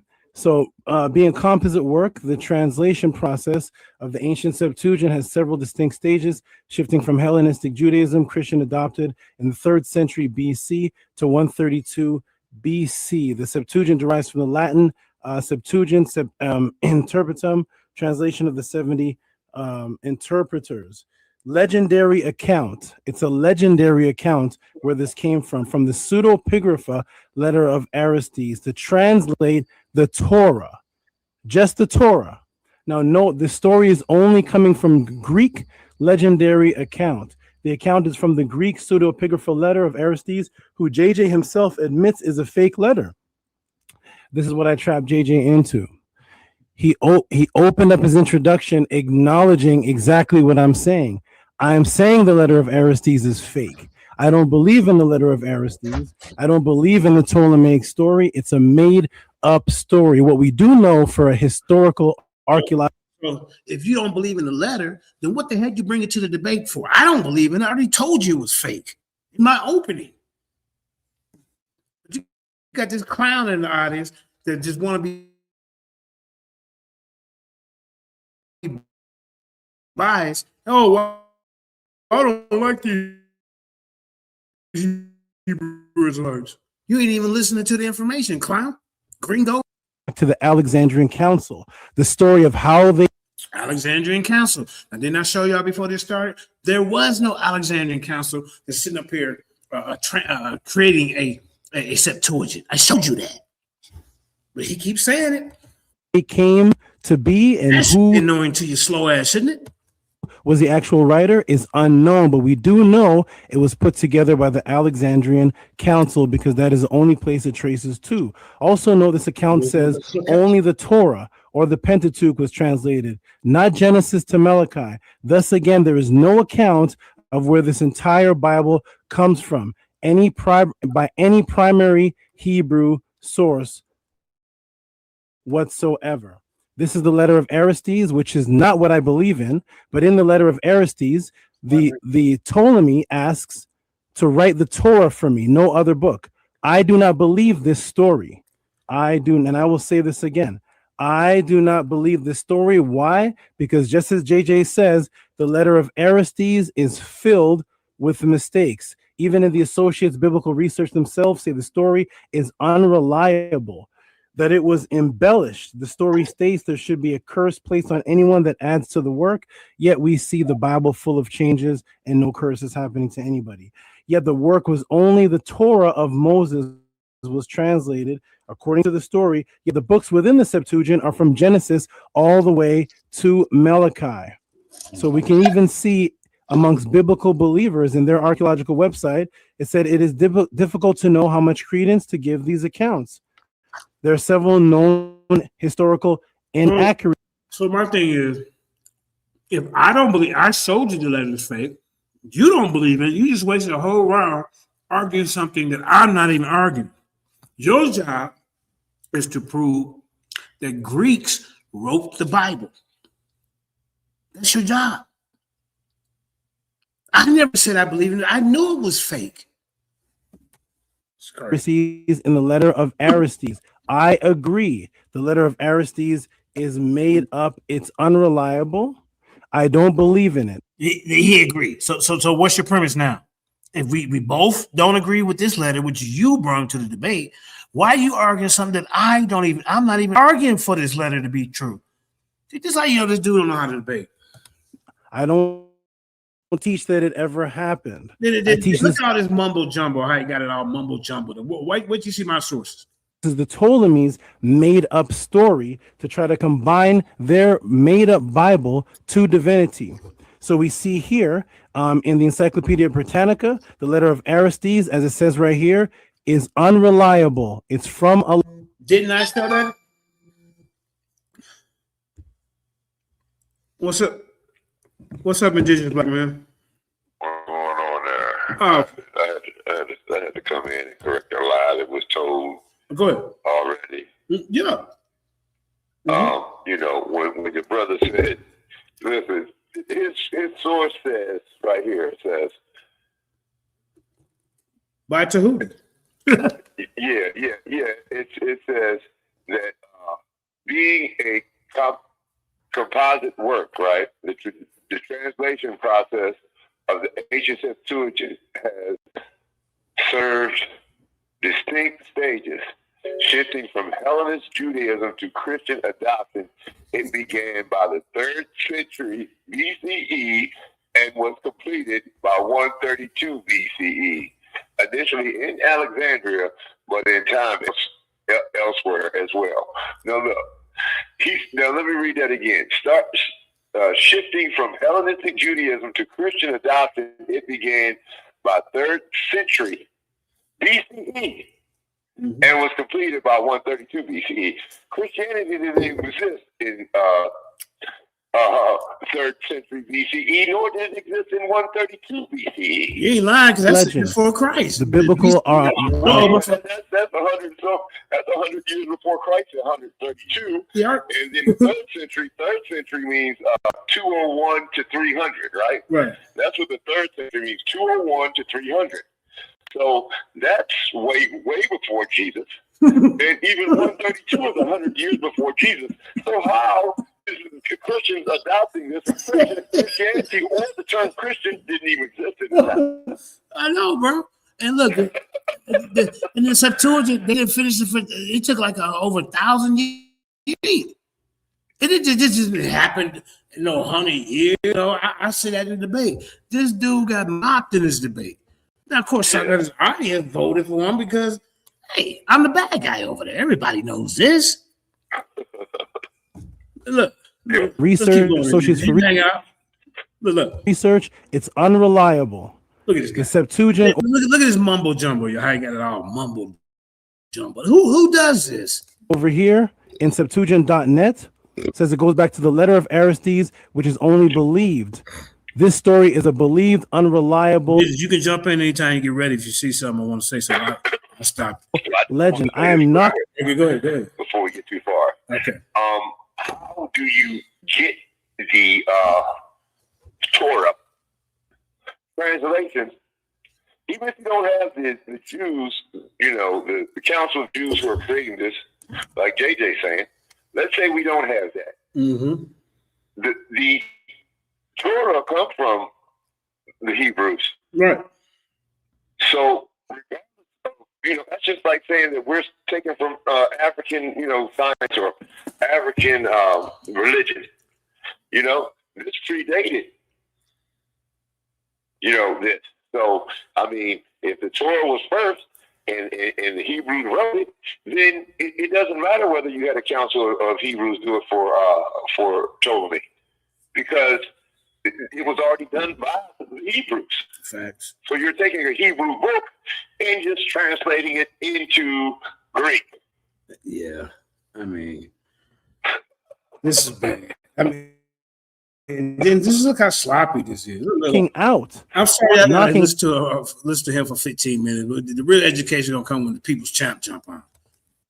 Out the letter of Aristides. I don't believe in the letter of Aristides. It is called pseudepigrapha, and it is completely unreliable. Okay. Errors in the letter of Aristides. His historical statements about the time of Philadelphus are unreliable. In verse 180 of his letter, he changes Philadelphus to defeat the cause in a victory, and to defeat the cause into a victory. He does not know Demetrius was banished on the accession of Philadelphus, nor the letters of marriage. He transplants the philosopher Mendemus arbitrarily to the court of Ptolemies. This letter is full of errors. I don't believe it. What I am saying is this: there are many Europeans that put together books, such as Joseph Smith. None of this that she's doing. First of all, you're arguing a letter that I don't agree with. At my opening, I told you it was fake. Then you come right behind me with your information because he thought I was gonna bite on that letter during before we set up the debate. And Yasha said, Yasha Ben Israel told me, JJ, why are you arguing with him about this letter? He said that letter fake. I said, what? So I went and looked it up, and it was fake. So I'm like, but Tehuti thought I was going to be arguing for the letter because the letter says 72 elders, Israelite elders, put the Septuagint together. You see what I'm saying? Yeah. Now he's going to the book of Joseph Smith and the Mormons. What does got to do with the debate? The book exists? Yes. The book exists. Does the story of Joseph Smith, is it true? No. It is not true. Does the Book of Mormon exist, and does it go back to Joseph Smith? Yes. What is he doing? You want to say something about this? Yeah. I'm not somebody's man. Hold on, real quick. I got my 300 years before Jesus. Right. And going 1,000 years or 2,000 years after Jesus. What's going on here? Go ahead. I mean, I'm not the smartest man in the world. It ain't no way, no how. This man said this, said that. I'm like, hold on, man. I mean, I know a little something about knowledge, you know what I'm saying? I'm not the smartest person in the world, but I can know that myself. I read a lot of books, you know what I'm saying? And I ain't never heard nothing like that. He said, 1 minute, he said, my brother JJ, I don't believe in the letter. He said in the beginning of his speech. Now he gonna come around and say, yeah, I don't believe it either. So basically, you know what I'm saying? You really agree with everything that he said, but you bring it up. Right. And then you say you don't believe it after he said it first. I said it first. He said it first, and you say, yeah, I don't believe it. But you bringing it up like you believe it. How can you say, oh, at one time you bring it up, you believed it. Then when JJ said, I know it ain't, it's fake. He said, yeah, I believe it now. But you just said you did. At one time you did believe it. Man. Now all of a sudden you don't believe it. Because JJ said he didn't believe it. No, I'm telling you what he thought. See, he thought I was gonna fall for the trap. When he brought this letter up during the preliminaries and the pre-arguments before this debate, because I was like, well, because I remember so he brought up his letter, and I said, well, damn, I said, damn, he showed me the letter. I said, well, damn, it say 72 elders wrote it. I said that. So, but then when Joshua ben Israel said, JJ, this is before the debate. He said, JJ, don't even argue about that letter because that letter fake. So I went to go look at it. I was like, well, goddamn, it is fake. So when I come to the debate, the first thing I say, look, this letter is fake. And then he goes and poor JJ fell for my trap. He thought he thought I was gonna be like, look, y'all, the 72 elders wrote this. Yeah, he thought I was gonna be banking off that. Yeah, he thought you gonna agree with he put out. Right. That was his little cheese. It didn't work. Yeah. Once my counsel got own mouse got trapped in his own trap. Exactly. Let's keep going, y'all. Yes. But just like the Septuagint, all of history agrees that the book itself, the actual physical papers itself, trace back to the Ptolemies and Alexandria. That is undisputed in all of archaeological history. Even by biblical believers, Jewish websites, everyone, no one denies that it goes back to Alexandria and to the Ptolemies, as the Book of Mormons and Charles Taze Russell's books trace back to them also. It is the claimed embellished story that follows that is made up to make the book ordained or divinely inspired that is false. If the Ptolemies don't add the 72 elders to their story, it loses divinity, validity, and all research shows that it's legend flawed. Again, I ask, where is the Hebrew, the ancient Hebrew account that must date back to 287 BC, which is the origin date of the Septuagint? Where is the Hebrew account of a group of Hebrews, or as JJ would say, black Hebrews? Because the European ones are fake. Where are the black Hebrews in 287 BC taking a group of books from Genesis to Malachi, putting them together, and then calling it the Septuagint or the LXX? That's the debate topic of which there is no Hebrew indigenous account of. No Hebrew indigenous account of. It is up to JJ to show the Hebrew indigenous account of which he has none. He agrees the letter is. Can you believe that some of the audience actually voted for him in this debate? Can you believe this shit? Fake. Okay. Again, JJ must show primary source reference from ancient Hebrew stating themselves that dates to the time of the event, that they, the Hebrews, took their Hebrew books from Genesis to Malachi and turned them into Greek. This would be a major historical event and change in Hebrew, a change in Hebrew tradition that could only be permitted by the highest priestly authority, documented authority, and recorded of such an act. I asked JJ repeatedly, where is the ancient Hebrew story of this? And he consistently says, I don't have it right now. We'll see if he has that document today. That is all we should be looking for from him. Anything else is just deflection. Okay, so we have examples of Europeans doing this throughout time, such as the Council of Nicaea, who decided which books would be canon in the Bible, what the belief of Jesus would be. This is one of the many councils that put together, not that they were the scribes. JJ is focusing on who wrote it. In this debate, has nothing to do with the word wrote. It has nothing to do with who wrote anything. It's who put it together. They what they want people to believe. Nope, you're not going to do that neither, because, like I say, I was supposed to have this debate with Reggie. Reggie backed out. Then Chris Harris stepped up. He backed out. So Tehuti steps up and was trying to teach and trying to say the same thing they were saying. And that's when I jumped on that panel. Hey, bro, what you talking about? It ain't no put together. The whole main argument was that y'all say that Greeks wrote the Bible. Ladies and gentlemen, please note the title of this debate, which I will continuously reiterate, is Did the Ptolemies put together the Septuagint, or did the Hebrews put it together? We have absolutely no historical record of any Hebrew council putting together anything called the Septuagint, We are waiting to see JJ present a source for such a council and an event in history. Here is an example in the Bible, all throughout the Bible, of councils. You young debaters out there, don't pop up all this different stuff together. You know, and this is horrible. Look at this. When there's important events, things to be written, people to be fought, they have councils. Here are different records of councils. Judah and their council in Psalm 68:27. Now the chief priest and the whole council kept trying to obtain false testimony. There's a council. Matthew 12:14, they held the council. He brought the priests of Levites and gathered them together, but they had commanded them to go aside of the council. As we can see, there are many references in Israelite stories of themselves stating that they hold councils. Where is the first-hand Hebrew account of one of the most important sacred traditional changes, taking holy books of Yah, written in the holy language, Lashon Kadush, for the first time in over 1,000 years of Hebrew tradition, and then changing their sacred books into Greek? Remember, JJ must show the ancient Hebrews themselves saying that they did this before the propaganda letter of Aristides. I bet. Indigenous, you still there? I think I had you on hold. Yeah, I'm here. Okay, my fault. All right, let's keep going because we want to get past this so the real scholarship can come up. We got about 5 more minutes to listen to this nonsense.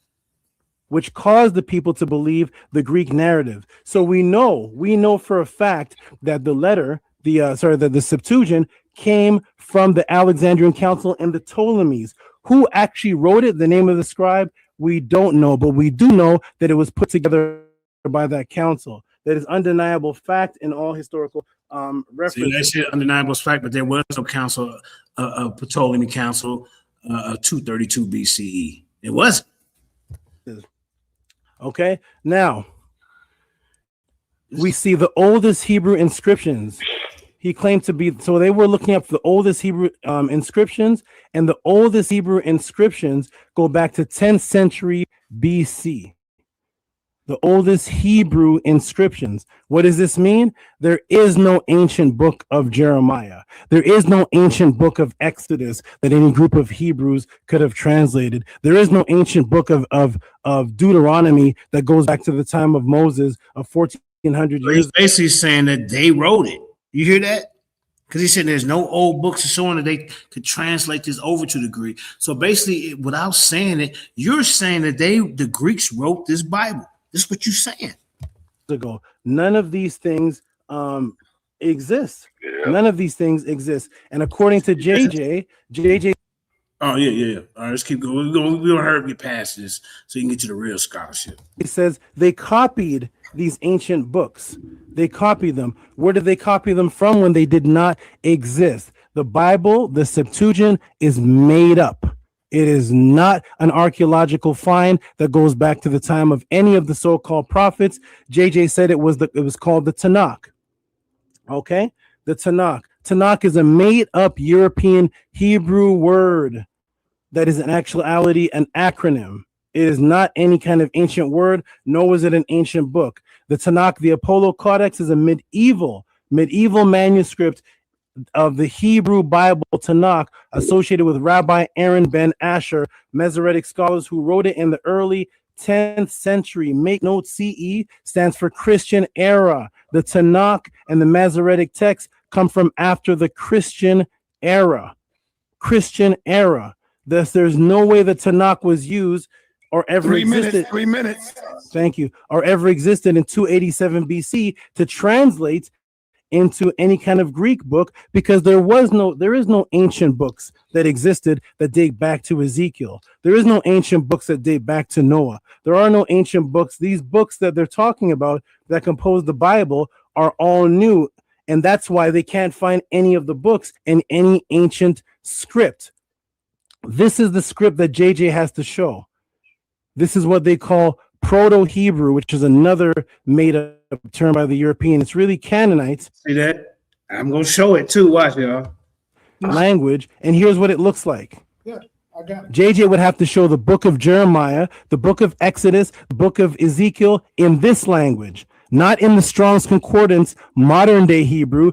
That's a modern day. This is the ancient Hebrew that goes back, and it only goes back to 1000. He keep telling me what I gotta show, but he ain't showing us that these Greeks are doing anything. Y'all know what's that? He trying to say what I gotta show. I'm gonna show you the trail of how the Hebrews kept the language together, they started oral tradition, and how over the years, just how they kept it together. You see what I'm saying? Just watch.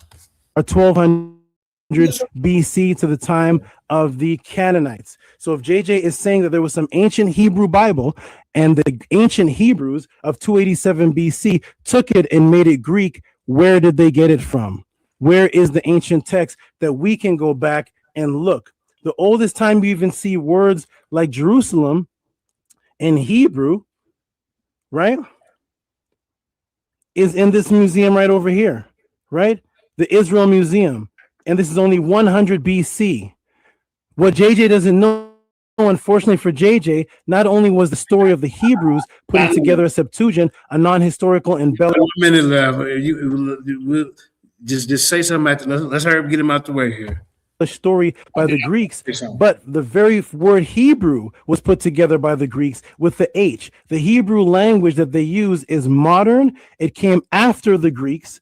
They finally found the oldest Hebrew inscription of Jerusalem, and guess how old it is? 100 BC. Here's the word Hebrew, ladies and gentlemen. Did this word Hebrew even exist in ancient times? It comes from Latin, Hebraeus, Greek.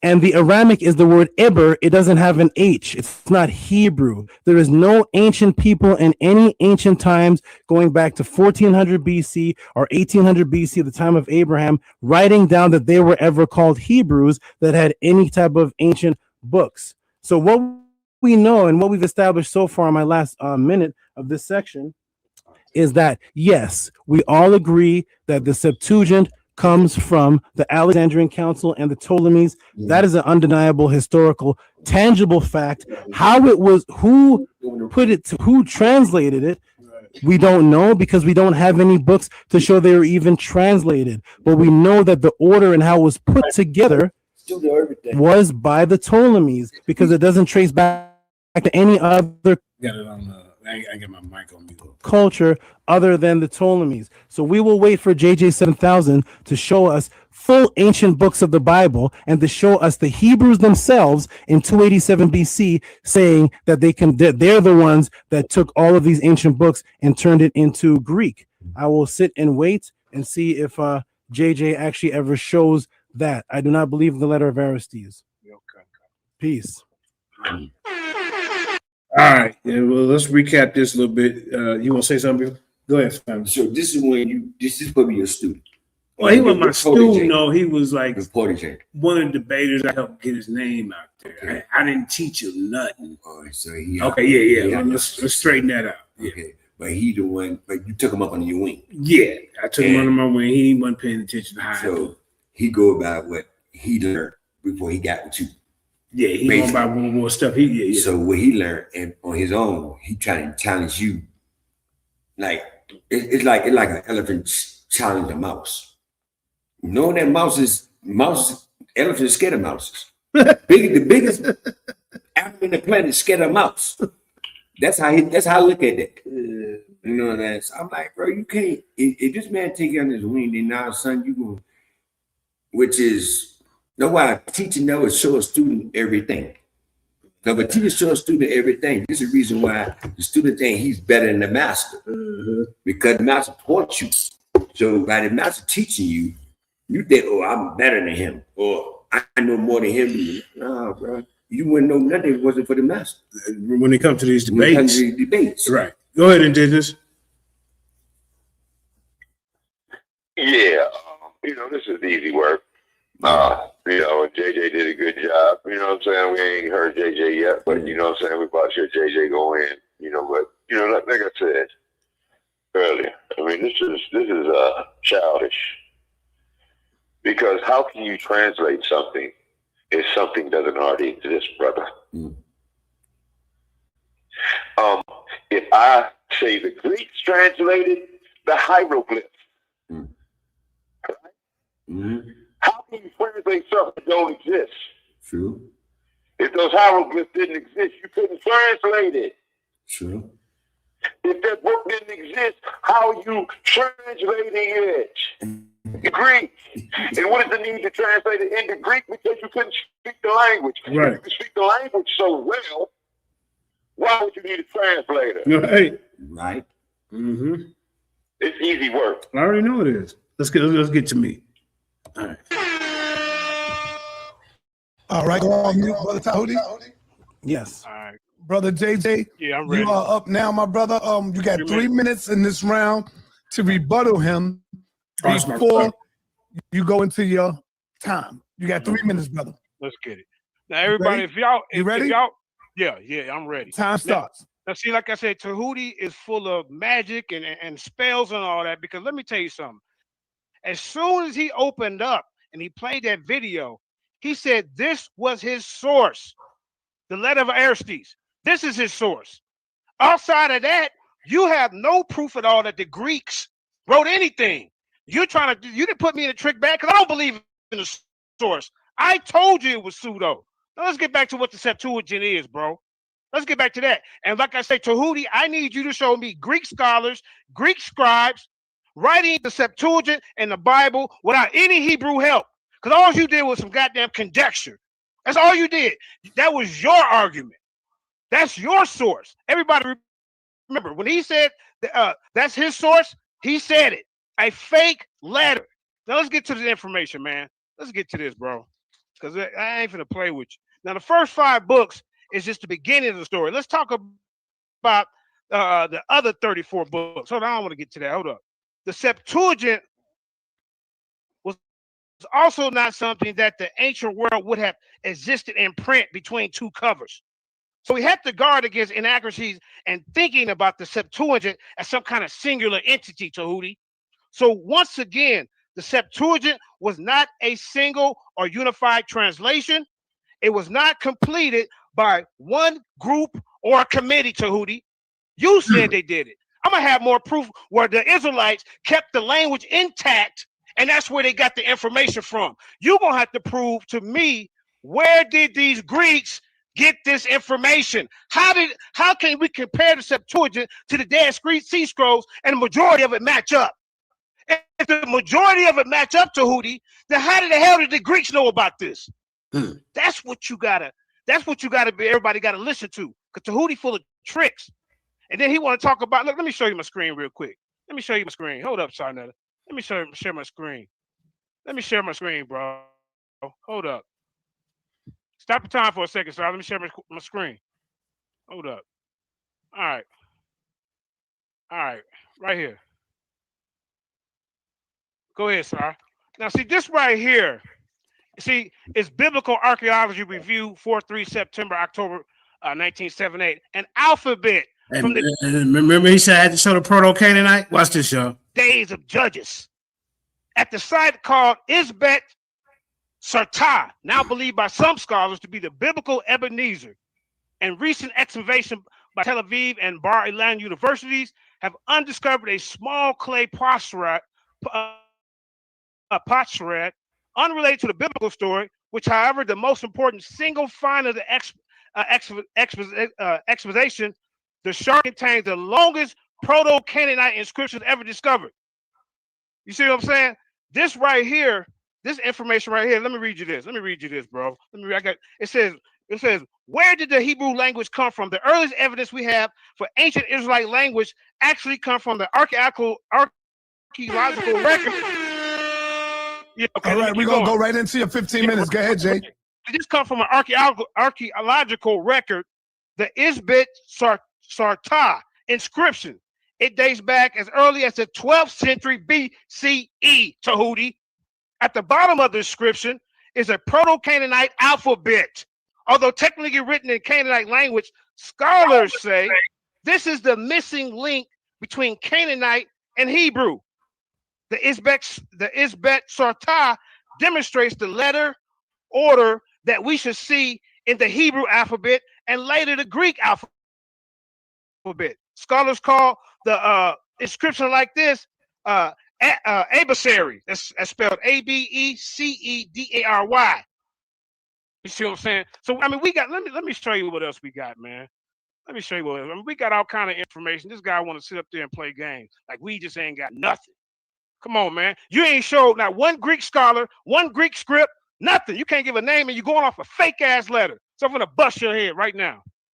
This is what I'm gonna do. The 9 oldest copies of Torah in the world. The word Torah can mean many different things, but in general, it refers to the first 5 books of the Jewish Bible, which is known as the Pentateuch. However, Torah is also used to refer to the entire Jewish Bible, as well as the whole Bible of Jewish laws and teachings. According to the Jewish tradition, the oral Torah was given to Moses at Mount Sinai. That's how we passed it down orally. We had people that remember this stuff, bro. That's how we got our script. What you talking about, bro? Let's keep it moving, man. Torah was given to Moses at Mount Sinai by Yah, then who had passed on what he learned to the Jewish people. No one knows for sure when the Torah was first written down, but scholars believe the final version of the Torah we have today was recorded during the Babylonian exile, 530 goddamn years BCE. Tehuti. A few fragments of text from around this time period have survived, but the older complete Torah only dates to the 11th or 12th century. All right, let's keep it moving. This is the Ketef Hinnom silver scroll amulets. The 2 silver scroll amulets from the Ketef Hinnom archaeological site are the oldest pieces of Torah ever found in the world. The scroll. So right, showing you how we preserve the information, and you know, over the years, and Tehuti needs to show us some kind of how the Greeks even got a hold of the story. Show us this. How did this? Where did they get the information from? The Greeks.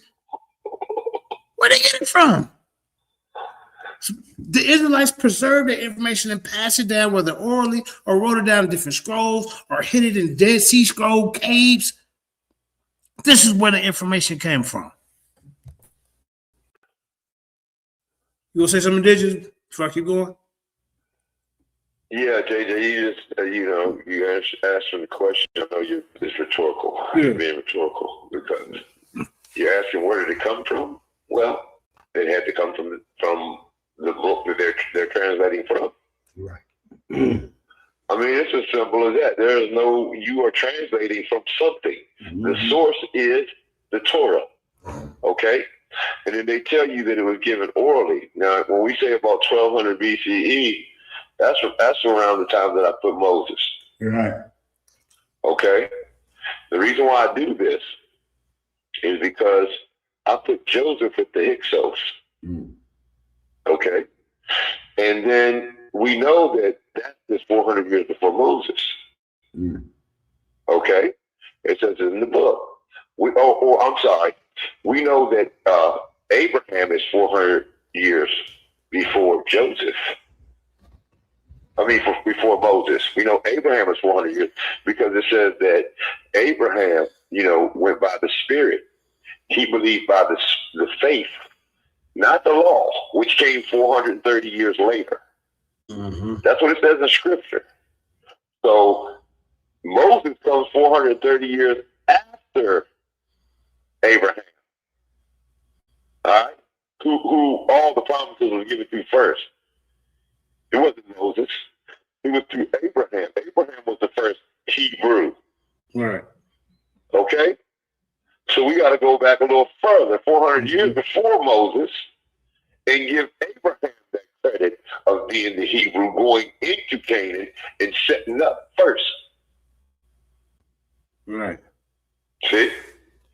And then here comes all the Israelites and all that after that. But when he went there, they were Canaanites. Mm-hmm. You see? And he was the first Hebrew. I mean, I could be wrong. Correct me if I'm wrong, please, because I don't want to mislead the people. Yeah. But I would say Abraham is one of, if not the first Hebrew, y'all. Okay? He was. So like I said, and that puts you back, if Moses is 1200, you go back 400 years, that's 1600, right? Mm-hmm. All right, then. And see, just like I said with Joseph, I'm saying with the Hyksos, there was 2 Exodus. There's the Exodus in 1200s BCE, right? Of people like Moses leaving, and then there was also in the drought and stuff, and there was also that drought and stuff with Joseph, because remember Joseph's family, the so-called 12 tribes that already beat up. Because like I said, if you're the 12 tribes, why you celebrate? Why did you sell Joseph into slavery, and then he had to save you from that drought and take you to Egypt and set you up in the best land in Egypt. Goshen. Yeah. Goshen. Set you up in Goshen in the best land in Egypt. So like I said, that's where I put him with the Hyksos. And that Hyksos was the 14th dynasty through the late 17th dynasty pharaohs. Now this is actual history.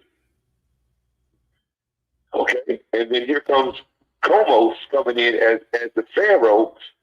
Joseph was already set up, but then there comes a pharaoh that Joseph knew not, and I believe that was Komos. This is indigenous talking, but I believe that was Komos who coming in is the pharaoh that he knew not, and then and then Atmos, they killed the Komos in the wars, and then later on Atmos took over and ran all of the Hyksos, along with those from Israel and Judea, out of Egypt. The mass exodus, the drought that brought Joseph's family to Egypt, and there's a drought there and all that. So I put Joseph there, and then Moses is 1,200 years later, and there's a drought and all that stuff, and the plagues and all that stuff that go along with the story of that time. That's why I put it there. So yeah, JJ, like I said, they get it from them. And they get it, or we pass it down orally, like you said, for 1,000 years, and then all of a sudden, we write it down, but it didn't being passed around orally like all, like most ancient civilizations did. If you look at the Khoisan, the clicking noises that they make and stuff, they're not really, but I guarantee you they can express what they feel to you orally. Yeah. Even if they ain't writing it down. Right. We'll go here, brother. All right, let's go. Estimated to be from the late 7th or early 6th century BCE. The two small strips of silver contain what is known as the priestly benediction from the book of Numbers. The hell you talking about? The 4th book of the Torah, making it the oldest biblical passage ever found on an ancient artifact. For many years, doubts over the contents and age of the scrolls persisted. Much of the silver scrolls have been corroded, and many words are barely legible. However, in 2004, researchers at the University of Southern California re-examined the scrolls using new photogenic and computer imaging techniques.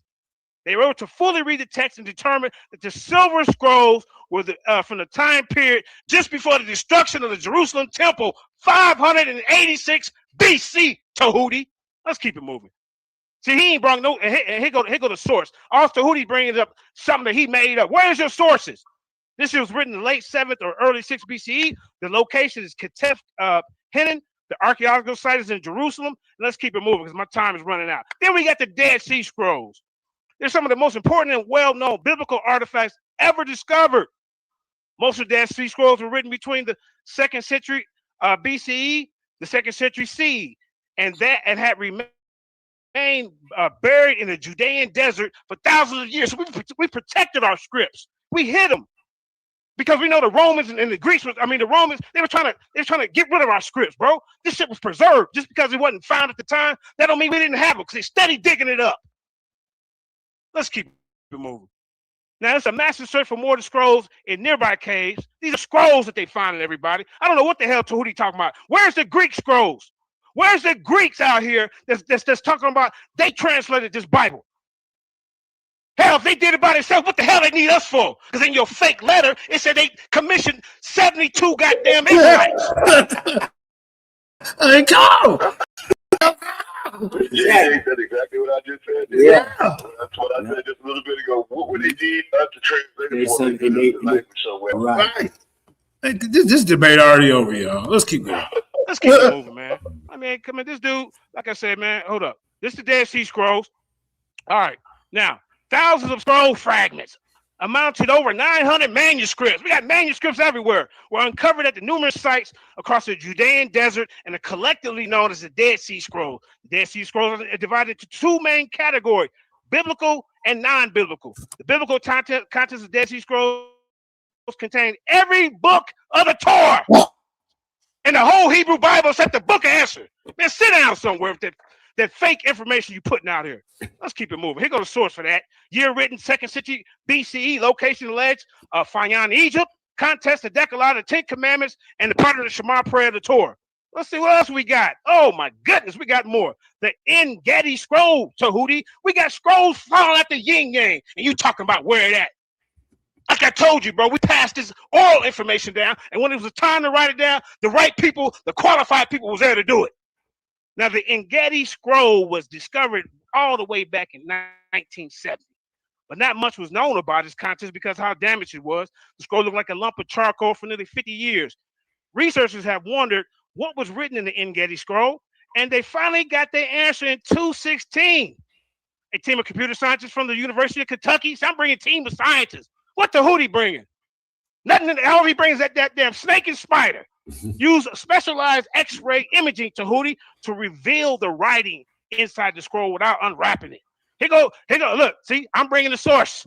Year written 3rd, 4th century CE. The location, section of the Leviticus 1 and 3. And we got scrolls all over the place, man. Thanks to the scientists, we know that the En-Gedi scroll contains the portions of Leviticus 1 and 3. The scroll has been radiocarbon dated to the 3rd, 4th century CE, sometime after the Dead Sea Scrolls. According to the research team, En-Gedi scroll is the oldest Testament scroll ever found in the Holy Ark of the Synagogue. Let's keep it moving, bro. All right, we got the Lanyan manuscript and Asgar Gilson Hebrew manuscript to Tehuti. Prior to 2007, no one knew that the two Torah fragments known as the Asgar Gilson Hebrew manuscript number 2 and the Lanyan manuscript were actually part of the same scroll. They go to Dr. Mordecai Mishnor Tehuti ain't brought nobody. I'm bringing these people out that's qualified to talk about this. A member of the Academy of the Hebrew Language is credited for first noticing the similarities between the Asgar Gilson manuscript and the London manuscript. Misgar contacted Dr. Edna Ingo of the Hebrew Paleography Project at the Israel Academy of Science and Humanities, who determined that the two fragments were in fact a perfect match. Come on, let me keep going, man. Here you go. Location found in Beirut, Lebanon. What may actually come from somewhere in Egypt. Section of the books of Exodus. Man, what this dude talking about, man? The Aleppo Codex, Tehuti, was at one point the oldest and most accurate copy of the complete Hebrew Bible for more than thousands of years. The Aleppo Codex was carefully preserved by Jewish communities in the Middle East. See, that's very important. They were preserved by the Jews, by the Israelites, our people. When the Romans try to get rid of our scripts and burn them, we hid them in caves and shit. Now they starting to resurface. So you can't tell me, no, we don't know where they're at. How did they do this? Bro, it's information coming up out the yin yang showing you where they're getting the information from, man. Cut it out.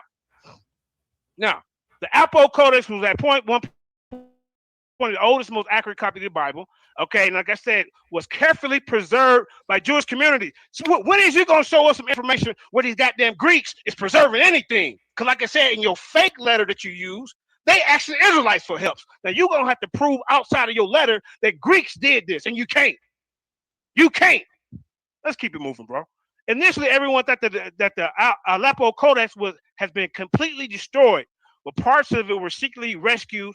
In 1958, the remaining Aleppo Codex was smuggled out of Syria and taken to Jerusalem for safekeeping.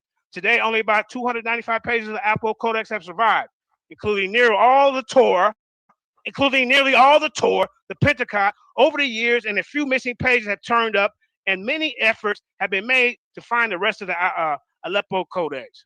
All right, let's go, bro. This dude, I don't know what he's thinking. And the year was written in 930 CE. Location Tiberias, which is now northern Israel. Context: prior to 1947, the complete Hebrew Bible. Hundreds of pages missing though. So let's keep it moving. Let's go. What we got here? The Damascus Pentecost, Tehuti. We got stuff everywhere. What is you talking about? Show me where these goddamn Greeks were out there scribing this up, and then how the hell did they do it without Israelite help? You want to show that, because a lot of the shit in the Septuagint and the Dead Sea Scrolls, they match up. So they must have been some goddamn geniuses to figure this shit out, huh, Tehuti? Let's keep it moving. The Damascus Pentecost is the oldest and most complete manuscript containing only the Torah of the Hebrew Bible.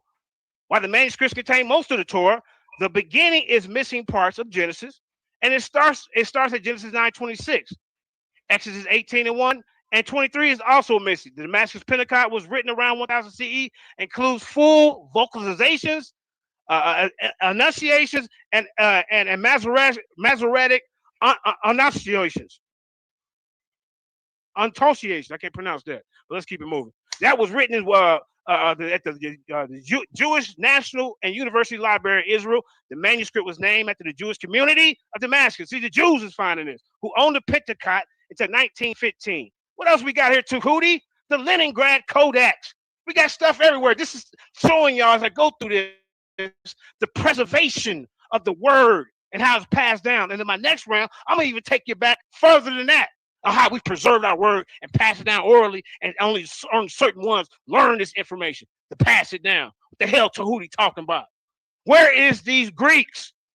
Tehuti, you're going to have to show me a Greek scribe, a Greek scholar, outside of that goddamn fake-ass letter Artears you're using. You can't.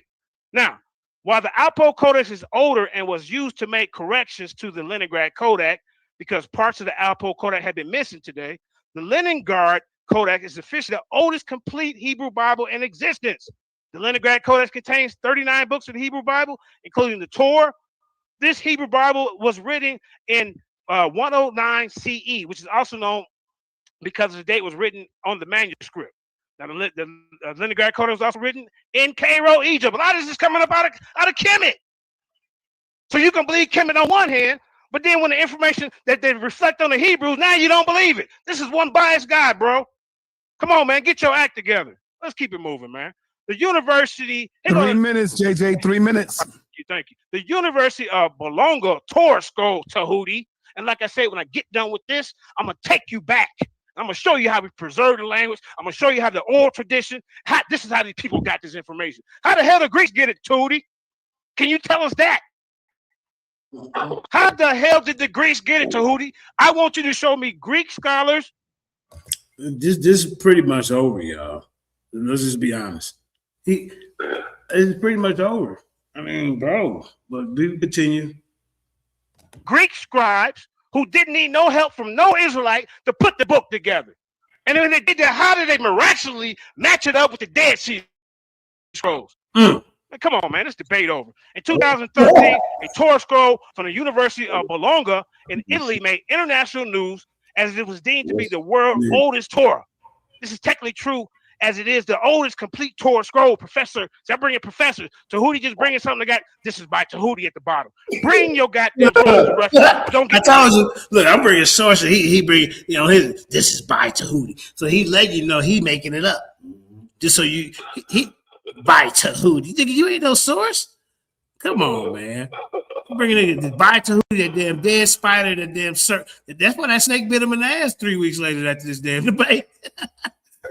For me, that old rock and roll song, bye, bye, bye. I'm once bitten, twice shy. Yeah. Remember that snake bit his ass? Arrow Smith. Yeah. He showed his out, but he kind of looked like he was about to pass out. But he got bit by that. He said it was venomous, a snake, Let him tell it, but who knows? He could be lying about that too. He got bitten in the ass. That snake came. How are you not using someone who knows Hebrew? We don't get around it. Translation means, so you have to have somebody who knows the Hebrew language. Yeah. Pretty well. Yeah. To translate these things for you, my friend. All right. And then he went. if you were fluent in Hebrew, then you would not need, Ptolemy would not need his own Greek translation. Facts. And you have to have something to translate from in order to translate into Greek. But you know what he trying to be slick? He trying to be slick, saying, "Oh, this is a debate about who put it together, who commissioned it." Nah, bro, that wasn't the original argument. The original argument was that the Greeks wrote this Bible. Why we remember Reggie be like, "Why are you guys dealing with the Bible? It's written by Greeks." That's how he talk. Yeah, come on, man. Now, the Professor Maru Perini announced that radiocarbon tests showed that the Torah scroll was about 800 years old, dating between 1155 and 1225. See, we're preserving the information. It's getting passed down and preserved and saved. Although the University of Bologna had possessed the Torah scroll for over a century, it was misidentified by the school original library and cataloger. From 1889, he did not recognize the Hebrew script and thought the text was bad, Italian script. But Professor Printing noticed the mistake when he set up to update the library's Hebrew manuscript collection. Like I said, let me put my camera back on, man. Like I said, this dude right here, man. Like I say, bro, hold up. My camera fell. Hold up. Let me tell you something, Hootie. You're not gonna come play these little magic games with 7,000. You gonna let me tell you something, Hootie. Have to come with some goddamn Greek sources, some Greek scribes. You're gonna have to come with something. And you can't use that fake ass letter because we're pseudo-figureful. And even in that letter, it says that Israelites translated the Bible. I never said I believed in the letter. I told you that from the beginning. You said you believed in that fake ass letter. Don't try to put it on me. Can you hear me, Sarnetta? Can you hear me?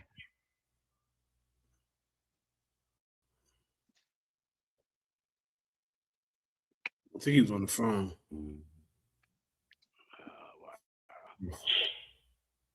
I thought I had fell off here.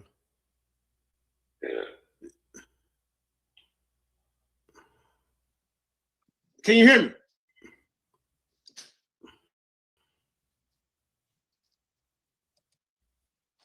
Yes, I hear you, JJ. You ain't want me to stop your time? Okay, I'll see you. All right, talking. time is up anyway. Okay, time up. All right. Yeah, time is up. No.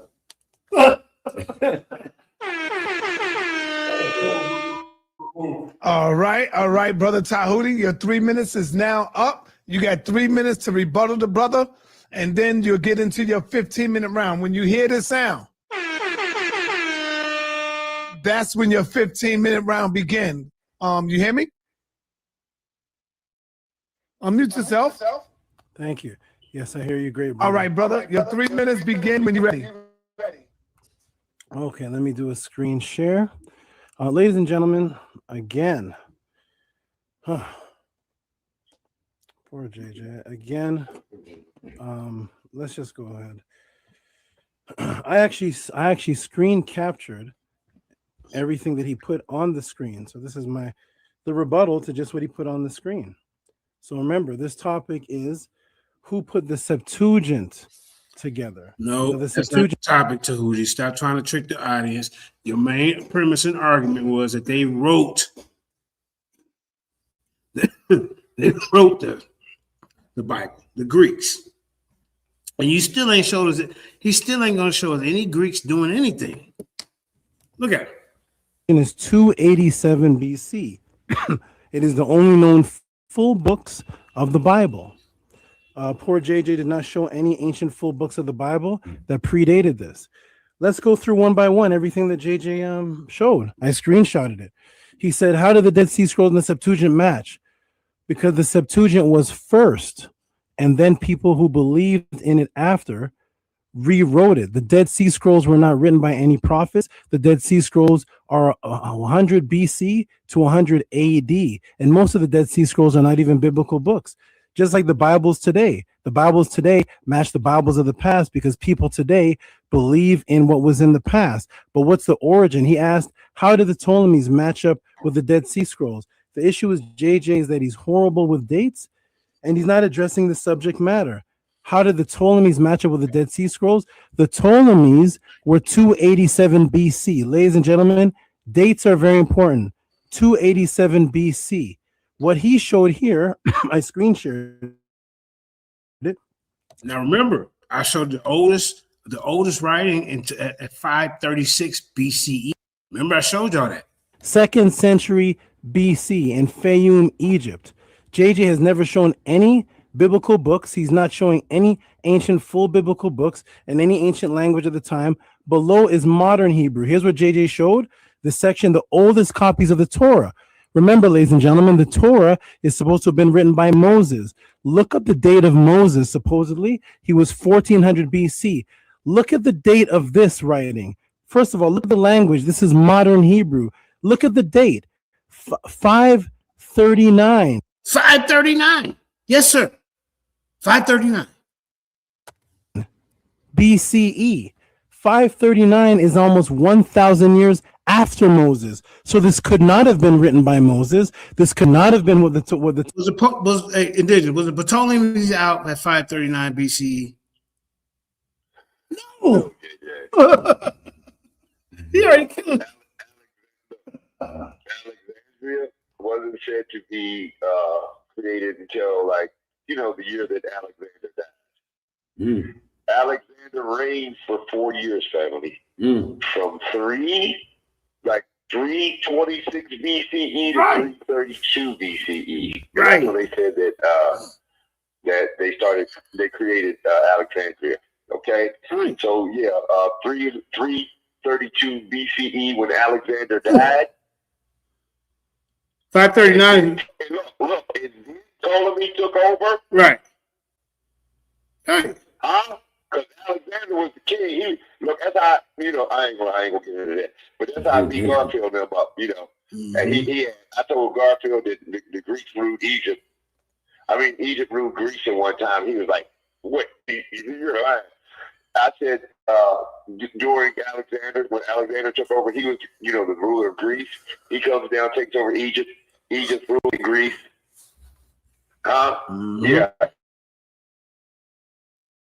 Anyway, they don't get it. Take over. Didn't until 332 BCE. So then Ptolemy took over. Okay. So that's like 333 BCE is when the first Ptolemy pharaoh took over. So that's 200 years after 580 some BCE. Yeah. Yeah. He already killed right there. Like, I took you back further. Right. I'm showing you the language. Just like you said, Alexander didn't take it. We gotta know when this happened. When did the Greeks take Alexander's 6-year reign of Egypt when he took over? Because he was the ruler. He was the one company took over Egypt and then died. Then Ptolemy took over. Okay. All right. So he don't start turning around 333 BCE. Right. See, I don't know what this guy's doing. Let's keep going. Ptolemies used to translate. I at least want to show my second round before we shut it down because it's getting kind of late. This is already over. Where did the Ptolemies translate from? How was this story? Poor JJ. Here we go. Here's something. JJ. Wow. Else he showed. Look at the year written that he showed. You see, this is screenshotted right from the Sonneter Show Live. I'm showing this. I'm showing you how the paper trail. You see what I'm saying? I took you back to 539 BCE. The Ptolemies don't come on to scene the 239 or 2 something BCE or 3 something like that. I've already took you back further. Now I'm taking you through history and showing you the them preserving things, Dead Sea Scroll, everything. Look at this guy. Look at the year that JJ is showing. 3rd to 4th century CE, late section of Leviticus. You just read 539 BCE. Man, come on, bro. This is what he's showing as his ancient Hebrew books. CE stands for Christian era. This is the time of the Nicene Council. Of course, you're going to find. Of course, you're going to find biblical books in the time of the Nicene Council. This is CE. The Ptolemies were BC, before the so-called Christ. JJ keeps showing us books in the CE and the early eras that are after the prophets. He even had the nerve to show the Apollo Codex. Look at the dates of the Apollo Codex. Look at the language of the books he's showing. This is modern Hebrew. Look at the Apollo Codex, which I just broke down in round 1. Look at the year, 930 CE, JJ. When are you going to show us the Greeks doing anything? CE stands for Christian era. That's 930 years into the Christian era.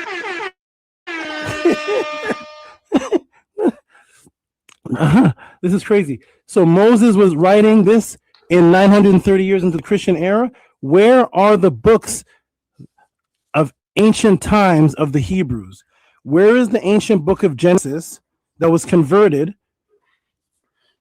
So basically, he's saying, since he's trying to say that, basically he's saying the Greeks wrote this Bible. That's his whole. That's basically what he's saying. So you have to show us. I'm showing you a paper trail. I'm showing you from 539 BCE all the way up to Common Era. What are you showing? How they dates back to 14. The Hebrew Bible. Right. That's what he's showing. How they translated the Bible into Greek for Ptolemy. Mm-hmm. That's exactly what I'm showing. 100 BC. Where are the books? See, that's what he's showing too, because he keeps saying translation. I don't get so taught that the word translation coming out of his mouth. Translation put me to sleep. Right, he keeps saying translation means you take it from and convert it into another language. He didn't say that about 100 times. Every time he said it, I fall asleep. But wait till he get to talk. Wait till he get to talking about the council. There was no council. Wait till he get to talking about this library, man, bro. Man, I'm telling you. Look. Let's keep. Of Ezekiel, JJ keeps showing these. These are all screenshotted from what JJ showed. Look at the dates. Look at the language of what this man is. Your rebuttal round is over, but you supposed to be getting into showing us what the Greeks did. See, and such and such here, the Greeks did this and that. See, he has no information. He has none. This guy actually showed the Leningrad Codex live at time 50 and 14 seconds. The Leningrad Codex is 1009 CE. Ladies and gentlemen, look at the screen and look at the dates of what this man is showing. What does this have to do with Moses? What does this have to do with Noah and Abraham, or Jeremiah, or Ezekiel, or the book of Chronicles, or King David? This is way after. Way after. Now, this man brought up the Silver Scrolls. Oh boy. This is so horrible. So here's the Leningrad Codex. Here's the Apollo Codex right here that I showed in my round. Slop. Look at this. 1. Okay, this is going back to the CE era in modern Hebrew. Do you see this, ladies and gentlemen? This is modern Hebrew. It does not go back to the time of Moses. So no, the Ptolemies could not have used this. Okay, now he went to the Silver Scrolls. Let's check out the Silver Scrolls. Silver Scrolls are KH1 and KH2 scrolls. Look at the date. Yeah, we're gonna look at the date. Created. Look at this, y'all. Created 650 BCE. Oh my God. Do you see this indigenous?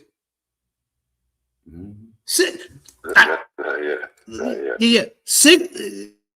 The Silver Scrolls was created 650 BCE, way before the Ptolemy. Man, you was an idiot.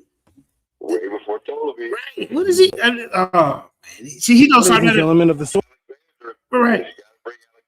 He's the one who brought Hellenism into Egypt. Mm-hmm. Okay, he's the one who started off the Hellenism. I think his father was the one who created it. You know, Alexander's father. But then Alexander was the one who brought in the Hellenist movement into Egypt, taking over Egypt, and then died. And then Ptolemy took over after him. Yeah, but that's and later on. 333.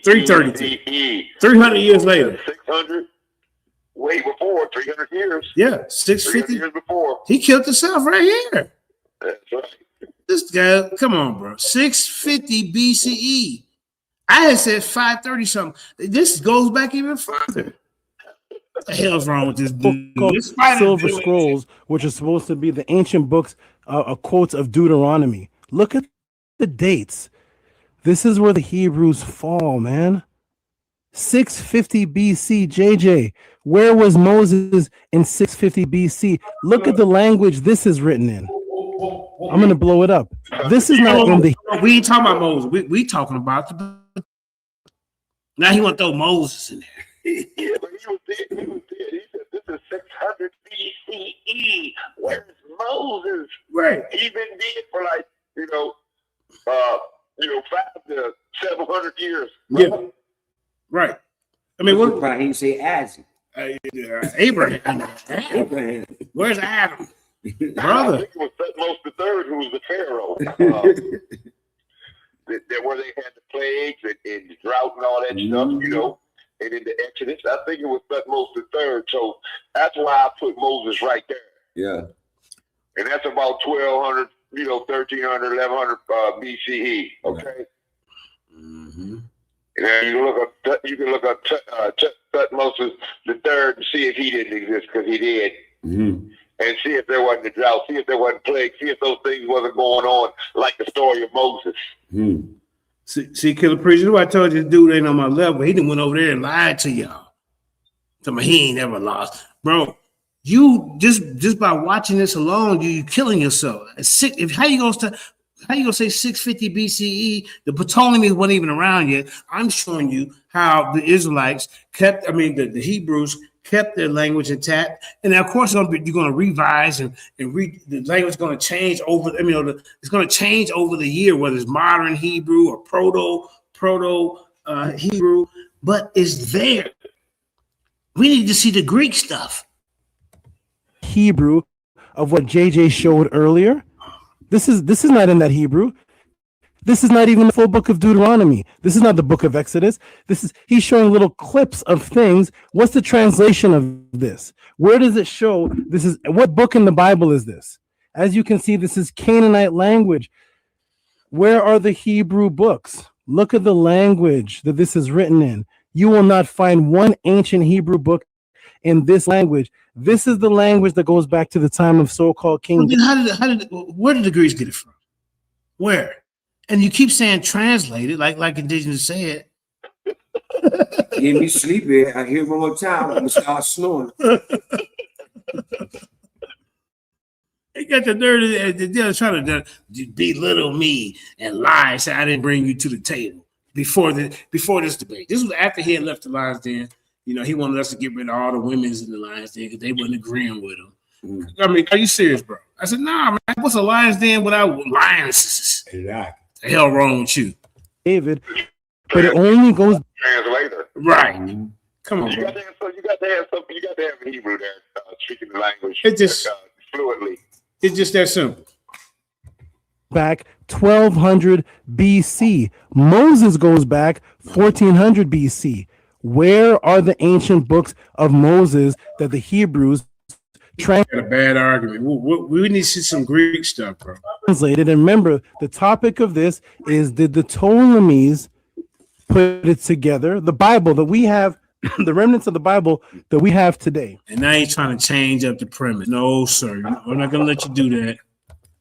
That is Genesis all the way to Malachi in full version, the full book of Genesis, the full book of Exodus, the full book of Leviticus, Deuteronomy, Numbers, all of these books right here, the full book of Ezekiel, the full book of Jeremiah, the full book. Where are these ancient full books that ancient Hebrews translated into Greek, and then they called it the Septuagint? Why would Hebrews call it the Septuagint? What does Septuagint have to do with Hebrew culture? Oh boy, this is really this is good though. This is good. All will learn. Okay, so now this is what the Hebrews were doing. Here we go. Here we can see, guess what this is, ladies and gentlemen? When you see me walking around with the Ankh, when you see me walking around with the wings of Heru, when you see brothers that study Kemet walking around with the scarab beetle, guess who else was walking around with this, according to archaeology and biblical narrative, if there ever was a King Hezekiah? This is the King Hezekiah stela. Look at the language. Here we can see what people are calling the Hezekiah Bulla, and the language at the time. This is the language of the time of 722 BC. Okay? It looked like this. Where can we find any archaeological books of the so-called ancient Hebrew scriptures in this language? This is Hezekiah's language. You see this script? This is nothing like what JJ showed in the Apollo Codex and the Leningrad Codex. He's showing modern Hebrew. This is the Hebrew that would have existed in the time of King David, in the time right after Moses. Where is there any books of the Bible in this time, dating back 1400 BC in the language? Since the claim is that Hebrews translated these Hebrew books of the scriptures into Greek, where are the original books that they translated? JJ is trying to force me to say that I'm saying that Greeks are writing something and that I believe in the letter of Arises. I don't. It's Greek propaganda. We know that the Septuagint is traced back to the Greeks. We know that it's written in Greek. The Septuagint is only written in. Go ahead. You're trying to sound smart. The Arististes,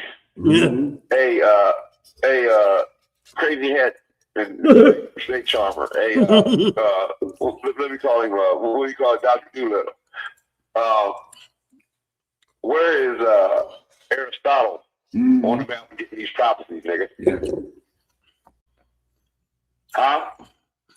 Where is Aristotle breaking out the 10 Commandments and walking through the desert with these Israelites didn't want to listen. Didn't want to listen to God. Didn't want to act right. Making golden calves and all that shit. Where is Aristotle then? That's what you need to ask yourself. They wasn't even around. They weren't even considered Greeks then. Probably. They were probably controlled by Egypt at that time. Because Egypt at one time probably controlled the whole Mediterranean because they reigned for thousands of years. Right. Right. But anyway, like I said, where is Aristotle? Where is Socrates?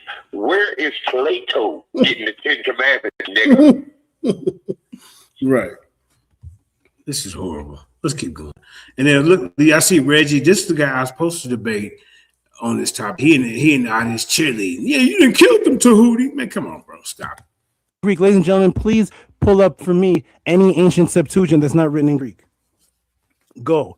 Paste it in the room. Show me, JJ, where is there a Septuagint that's not written in Greek? JJ is under the impression that there was some type of meeting. It was translated from Hebrew to Greek, you idiot. Meeting between Greeks and. I thought you said that it was translated into Greek 1,000 times already. I mean, So if it was translated, it had to come from. Hey. You got to beat that point down. Every time you say translate, Right. It just shows your ignorance. Yeah, because if it's translated, then it had to come from another language. Tehuti. Come on. What are we doing? Ancient Hebrew priests, and they took some ancient books which didn't even exist. And he admitted that Ptolemy had people coming out and translated into his language, which is Greek. Yeah. He wanted their laws and stuff in his language. And then we had a whole bunch of Greek speaking. They translated. Ptolemy had it translated. Translated. That kills it. Translated. And then, like I say, you had Hebrew Israelites at that time who was speaking Greek. So he wanted to get it translated over for some of them. And somebody had to be speaking Hebrew, and it probably, was a Hebrew because you want a fluent speaker that can translate it all. You don't want somebody that knows a couple words. Right. I mean, come on. Because he got a Hebrew girlfriend on the side. He ain't showing the Greeks about it. Right. Yeah. That what it is. He's talking in Greek and he's taking out. He's speaking out in English. Right. Let's keep going. Those books didn't even exist at the time. Okay. Now, JJ is bringing up. Let me go over here. Yeah, I know. It's time almost. The Dead Sea Scrolls. This is what the Hebrews told around. This is one of the most popular translations and researchers of the Dead Sea Scrolls. Florentino Garcia Martinez, right? Judah Nazareth actually shows this in his room when he's talking about it. Many Hebrews pull up this as their Dead Sea Scrolls. Look at the dates. Look at the Dead Sea Scrolls that JJ is bringing up. This is from that book. I have the book. Here is from page 294 of the book, Greek of the book of the Dead Sea Scrolls translation. And what does it say right here? Four fragments inscribed formal Paleo Hebrew in the last half of the 4th century BCE, but not identical, received with Joshua 21. So first of all, they're not identical with the books that we have today, and these are copied books. That means that it's not written by Joshua. Let me go back to this. Here we go. First hand of the first half of the 1st century BCE, and unidentical field text. This is the dates of the Dead Sea Scrolls. People are under the impression that the Dead Sea Scrolls are a bunch of biblical books. Small percentages of the Dead Sea Scrolls have biblical books, and none of them are claimed to be written by the prophets themselves. They are people who believed in the prophets, and the people who lived in the caves of Qumran started writing. That is historical archaeological fact. They only date, look at this, the first half of the 1st century BCE. That's 100 to 200 BCE, after the Septuagint. After the Septuagint. So of course you're going to have people that believe in the Bible and then write about the Bible after the Septuagint, whereas the main person who wrote the book on the translation of the Dead Sea Scrolls is telling you that these are not ancient books. We had poor JJ7000 is asking, how did the Ptolemies get the Dead Sea Scrolls to translate it perfectly? The Ptolemies and Dead Sea Scrolls never existed in the same time period. The Ptolemies were unconcerned with your Hebrew doctrine. Okay, this is the Ptolemies right here. These are the Ptolemies, and what they were concerned with was imitating Kemetic culture, not trying to live the life of any kind of Hebrew, not interested in any Hebrew scriptures. The point of this debate, though, again, we'll go back to the top. We'll go back to the top. Exactly. Was the Septuagint put together by the Ptolemies or the Hebrews? JJ7000, if there's a book called the Septuagint, which has all your books of the Old Testament that you use today, from Genesis all the way to Malachi, and it's only in Greek, and it's found, archaeologically found, in the Alexandrian capital. What happened to Indigenous? He was asking for me. Is he looking for me? Hey, you rush from me. You want to say? Yeah, you want to say something? Oh yeah, he said that they didn't have nothing to do with. You know, if you, well, you don't have to whine a little bit, but he said something like they didn't have nothing to do with, you know, the Septuagint. I'm like, so why in the hell is Ptolemy having somebody come over and translate it? Ah, man. He almost done. I hope so. We're gonna see my second round, and we're gonna shut it down, man. But that was very important. He just went and went over his. You know, he destroyed his own argument saying that. Look at this. There's a translated right there. Look, there's a translated. The translated word kills him. I'm just saying, you know, it's easy. It's just like you keep saying translate, man, I'm gonna punch you in the throat. we gonna have to look up the definition of translate. Yeah, it's getting on my nerves that, you know, we're so ignorant in this community, and we'll let this shit slide by and catch that, you know, easy point. Well, they voted for him on Saturday platform, talking about he won. But you know, Saturday, you know, that's a comedic. You know, like it's a comedic platform. They're about Kevin, you know, right. So they're gonna vote for somebody. Right, come on. That's why I told him. I said, well, you know, in the poll they say he won, but now if you look at this information, really, come on, bro, you didn't win. I'm just being honest. Now, if I got my ass whooped, I would just say, yeah, man, he beat the shit out of me. That has never happened to me in a debate. I ain't being cocky or arrogant, but come on, bro, what are we doing? And then in 2 minutes and see where he debunked it. No, I don't want to hear no more. He gonna be debunking himself some more, man. No, we got to get to me. The people heard. They didn't want nothing to do with, translating, like the religion. Yeah. And I'm like, so why are they having Cora translate the Right. Bible? Well, yeah, right. To Greek. Right. Yeah. Now I can't listen to too much more of him. All right, so let's keep going. Yes. Council in the area of the Ptolemies, then this is where it originates. There is no ancient Hebrew Bible. The Hebrew Bible that JJ is showing, that he's trying to show that the Ptolemies use, are all 500 to 1,000 years after the Ptolemies. They're way after the Ptolemies. And like I told him, he don't know the oral tradition, the oral, passed down. Where's the ancient Greek? I don't know. Where did the Greeks get the story of Adam and Eve and all that? Where? And then it said in the beginning, the Ptolemy king or whatever at that time wanted this in his language, right? His name's Ptolemy. He's Ptolemy one. Was it Ptolemy one? It was a couple of them. So yeah. Ptolemies, they're even. Well, see, like I showed in my presentation before, the Ptolemaic Empire ruled for like 300 years, JJ. Okay. They ruled Egypt for 300 years, okay? So they ruled from 333 BCE to 30 BCE.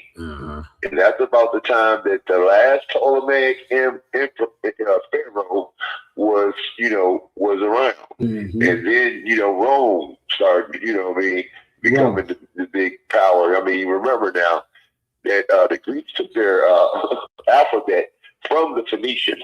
Yep. Now that was 287 BCE when around that time when Hannibal went over there and sacked Italy. Yeah. Beat him up a couple times, right? And they finally ran him out and beat him, right? But that's that time. Okay? 287 BCE. That's when Hannibal, the Phoenician, who lived in northern Africa, went over there and destroyed Italy. And they took their alphabet from Hannibal's people, who were the Phoenicians. The first alphabet was attributed in saying the origins of the first alphabet is Phoenician. Right.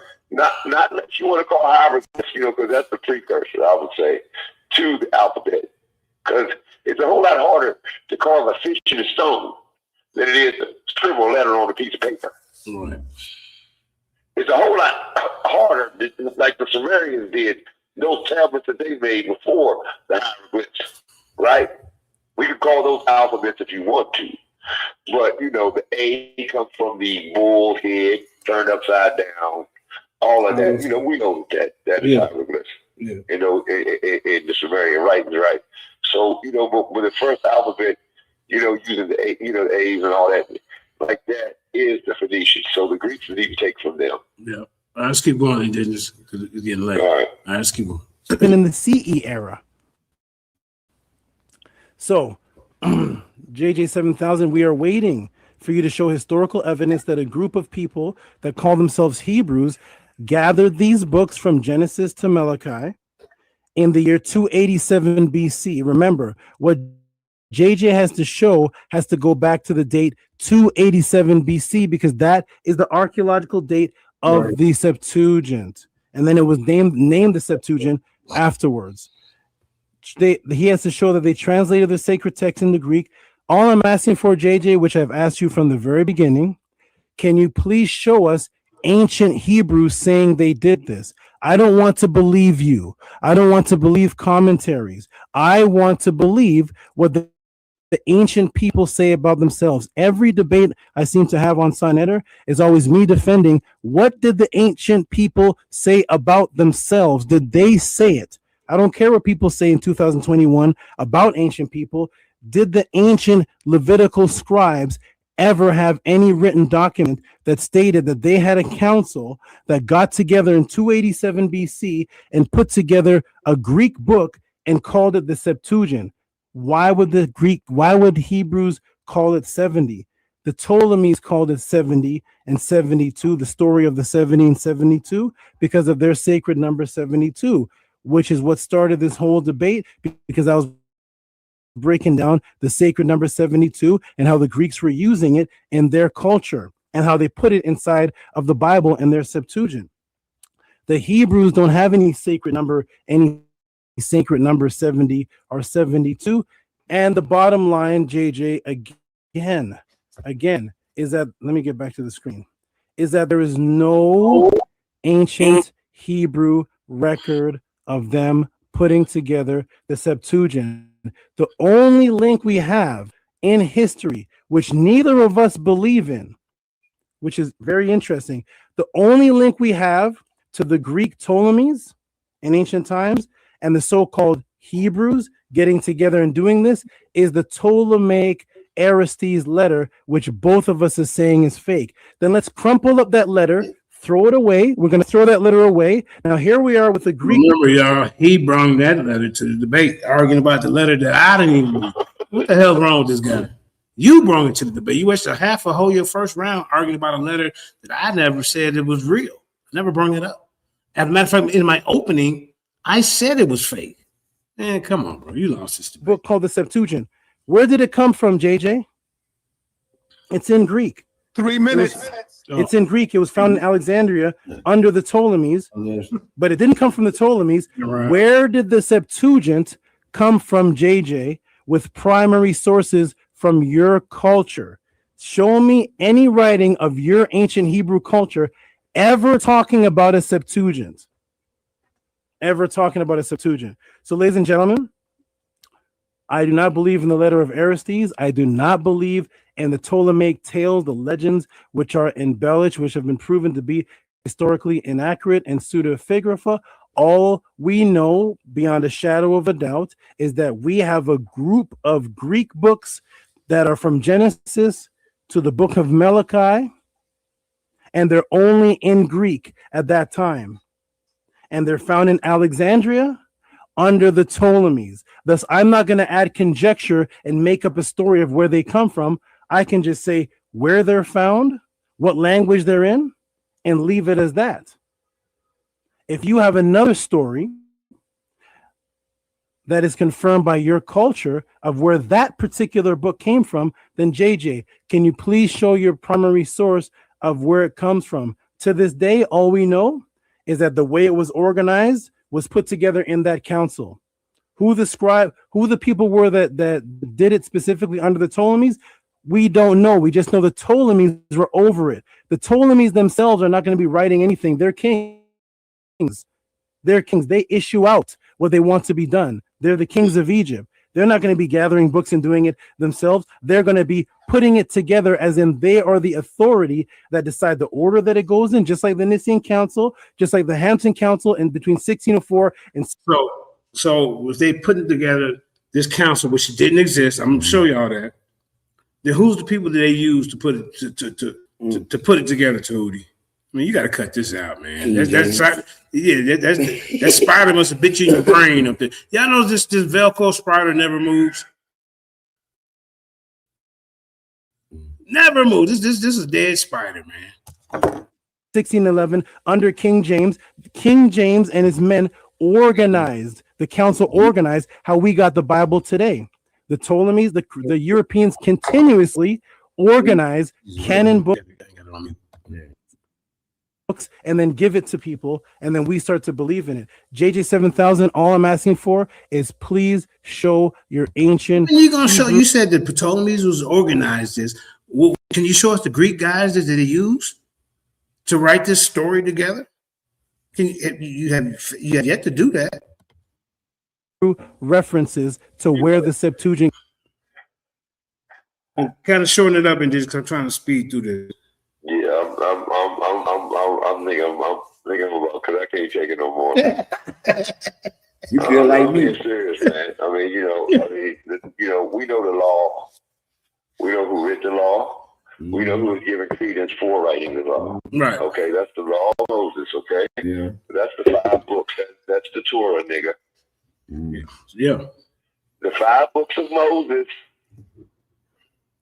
Okay, the writers, the law, Moses.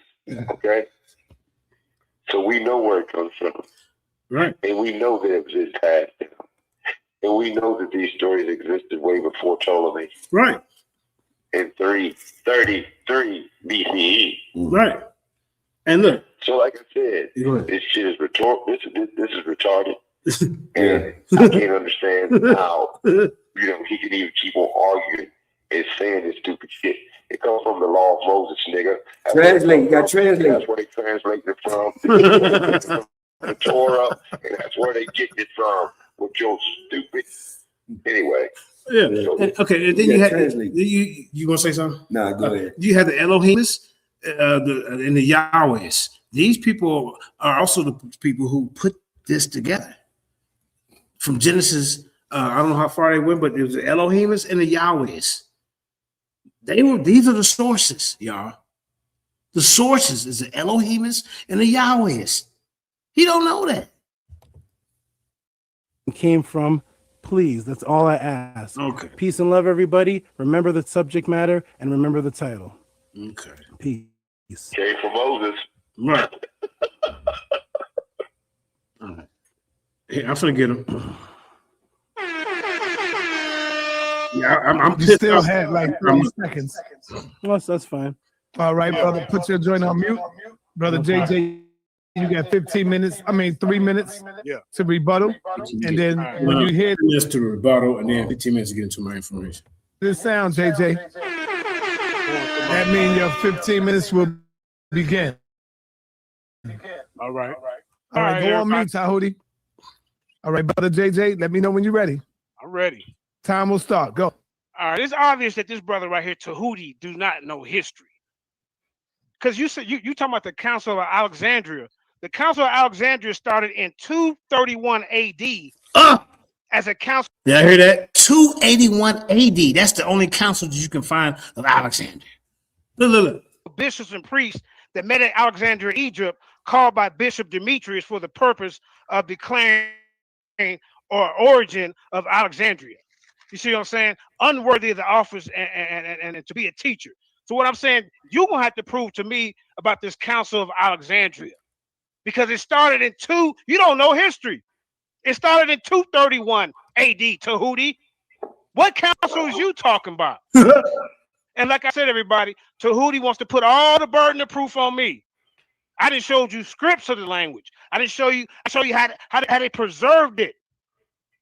All Tehuti do it, he ain't showed not one Greek scholar, not one Greek scribe that wrote this down. And in the beginning of the debate, everybody, he said that was his source.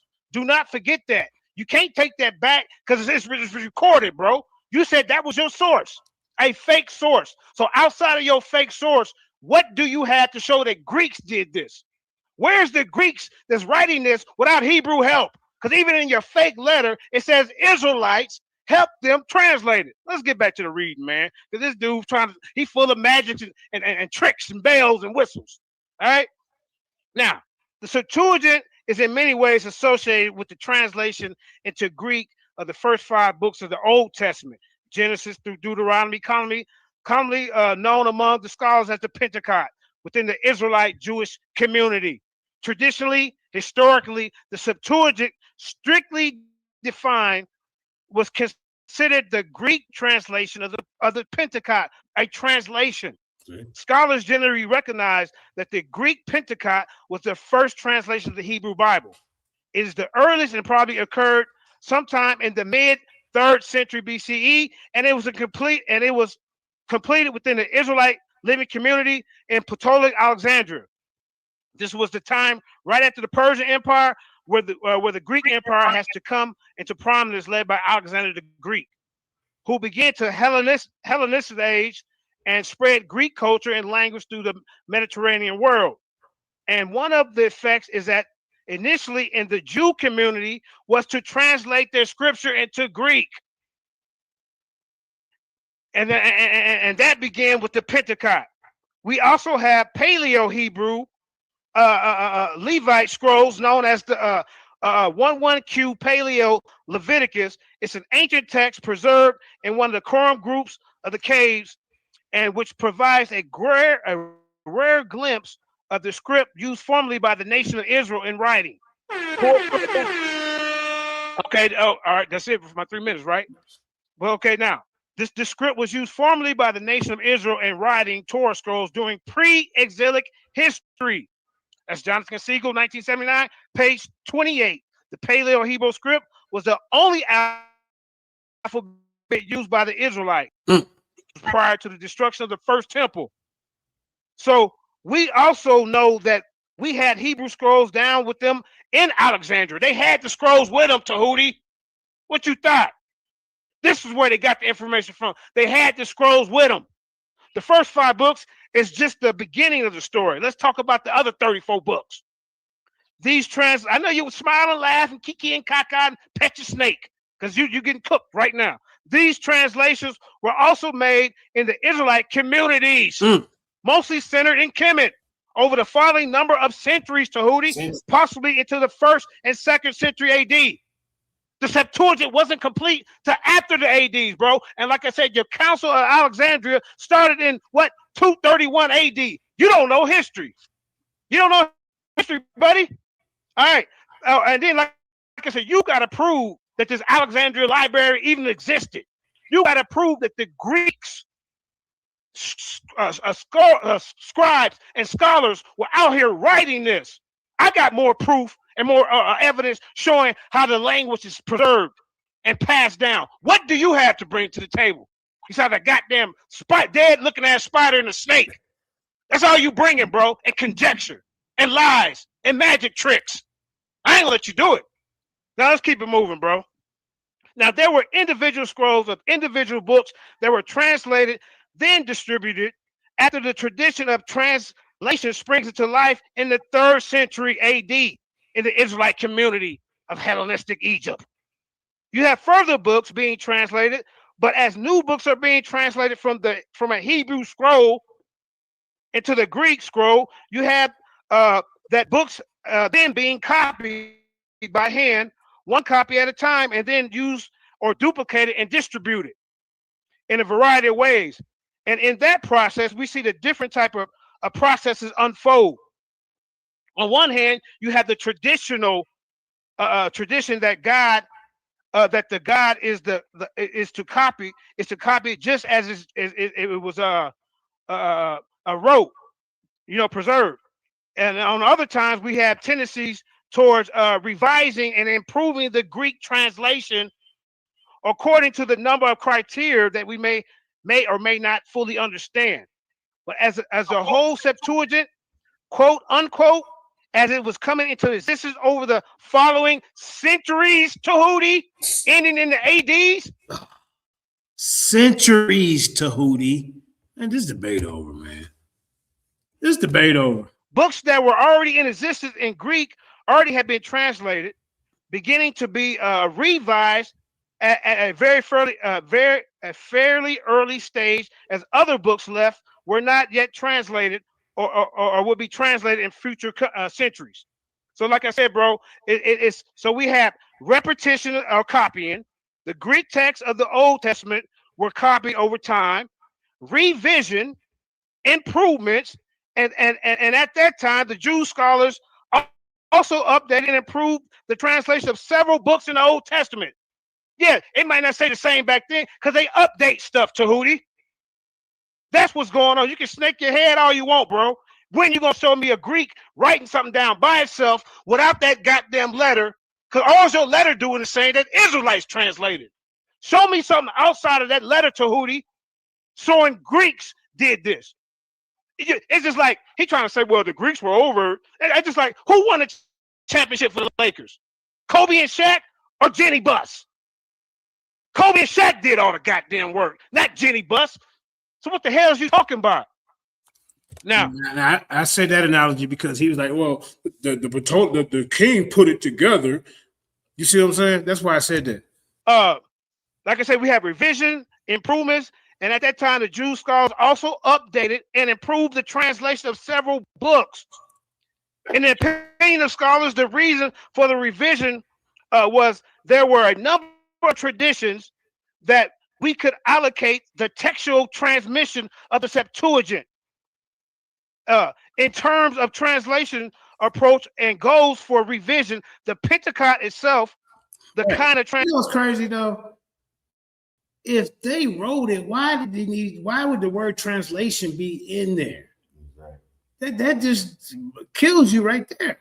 That's what you got to work on the next before you get back on there. Work on that question. You know, that's the question that you asked. That's the question I asked. It's like, why do you need a translator if you're familiar with the language? That's what I told him. No. Listen. No. You don't even need. Listen, check this out. Yeah. You don't need a translation. You just write it straight in Greek. Exactly. I mean, I said that. You just said it. My brother just said before I get into the debate. So, like I said, great minds think alike. Mm-hmm. And you know, we didn't know how to get spell. together, you know, talk about this before we when I got up here. Nope. This is just us, you know, going over the presentation, and you can see that me and JJ think alike. But you know, when I say that we know that Moses is the one who is giving credit for creating the law, which is the Torah, right? So that is where it's coming from. And Moses was, you know, like I said, like 1200, 1400, you know, 1100, something like that, BCE. So that's 5, 6, 7, 800 years before. Yeah. You know, you see what I'm saying? Mm-hmm. Because we're talking about the Ptolemies. That's 333 BCE. Yeah, and then he puts up on the screen. If we go back to 1400 or 1200 BCE, that's 900 years before, bro. Right. Yeah. And the story has been passed down. Facts. That's why they knew the story. Facts. That's why they knew about the laws and the commandments. Mm-hmm. That's why they gave Moses the credit for, you know, bringing, you know, giving the law to God. You know, God forcing him and his wicked people. Moses didn't want to listen. The people didn't want to listen. They make a golden calf and all that shit. Right. Mocking God, saying, why can't we eat like we did? And the reason why they made the golden calf was because they was all the bulls that they worship in Egypt, the black bull and all that shit that Reggie talks about. They was bull fans. Michael Jordan, no, I'm just kidding. But yeah, you know, that's the story. That's the beginning of the story. That's the origins of that story. And we know that. And everybody attributes Moses to the law. Right. And that's what the Torah is, y'all.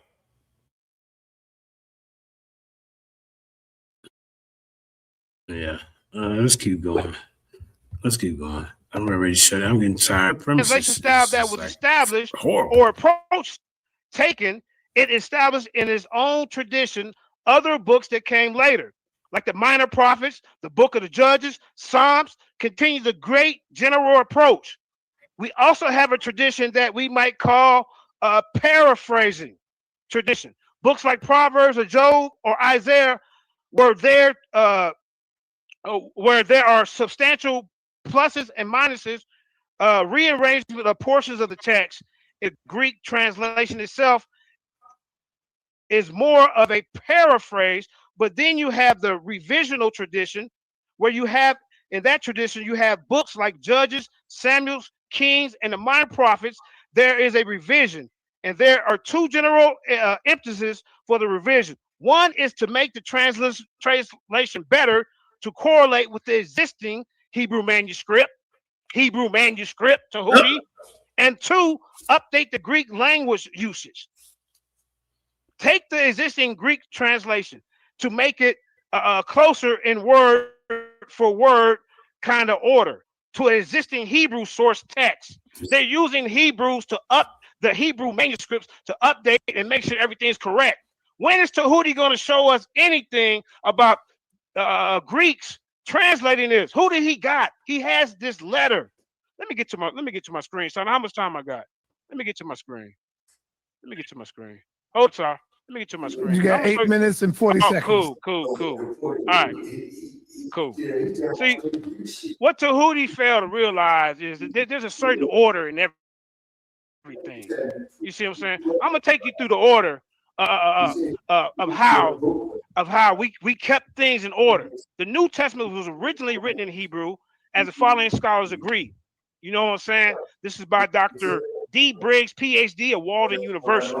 He got Bevan, Blizzard, Grant, Ming, Segal, Dam, etc., all agreeing with this guy, right? The New Covenant original language was neither Greek nor Aramaic, as popular wisdom goes, but rather in Hebrew, the same Hebrew language that the Tanakh, the Old Testament was written in. That's by Dr. D. Briggs, PhD, Walden University. All right. Not only is it logical that it should be Hebrew, since Yeshua and the disciples were from a Hebrew-speaking country, but there are many internal and external proofs that reinforce this logic. Furthermore, Yeshua was living in Judea, surrounded by Jew disciples who had as their sacred text the Tanakh written almost entirely in Hebrew. Proof found within the scriptures themselves. Go look at Luke 23 and 38. And the superscription also was written over him in letters of Hebrew. This was the king of the Jews. If Yeshua and the Jews spoke Aramaic, as many have misled to believe, why is not Aramaic listed rather than Hebrew? After all, this sign was written for just the vast majority of Israel, including the common folk, not just single scriptural proof alone.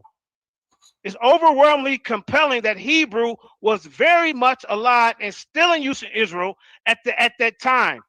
Hebrew was still very much alive during the Messiah's earthly ministry and afterwards. Who should one trust? Who has attempted to beguile many of our scriptures? And obviously, Saul, later known as Apostle Paul, understood Hebrew, who was educated at the feet of a Hebrew-speaking scholar. This added proof that the Hebrew was very active in Israel during the time of Yeshua HaMashiach and beyond. That's why Dr. D. Briggs, Walden University. Let's go. Now, at Matthew 5 and 18, Christ said, not a jot, Tehuti, not a tittle will pass. Both of these refer to the Hebrew alphabet, Tehuti. Why would Yeshua Christ refer to Hebrew within our audience who supposedly spoke Aramaic and thus would not have understood him? Obviously, his audience, Tehuti, they spoke Hebrew. What's wrong with you, bro?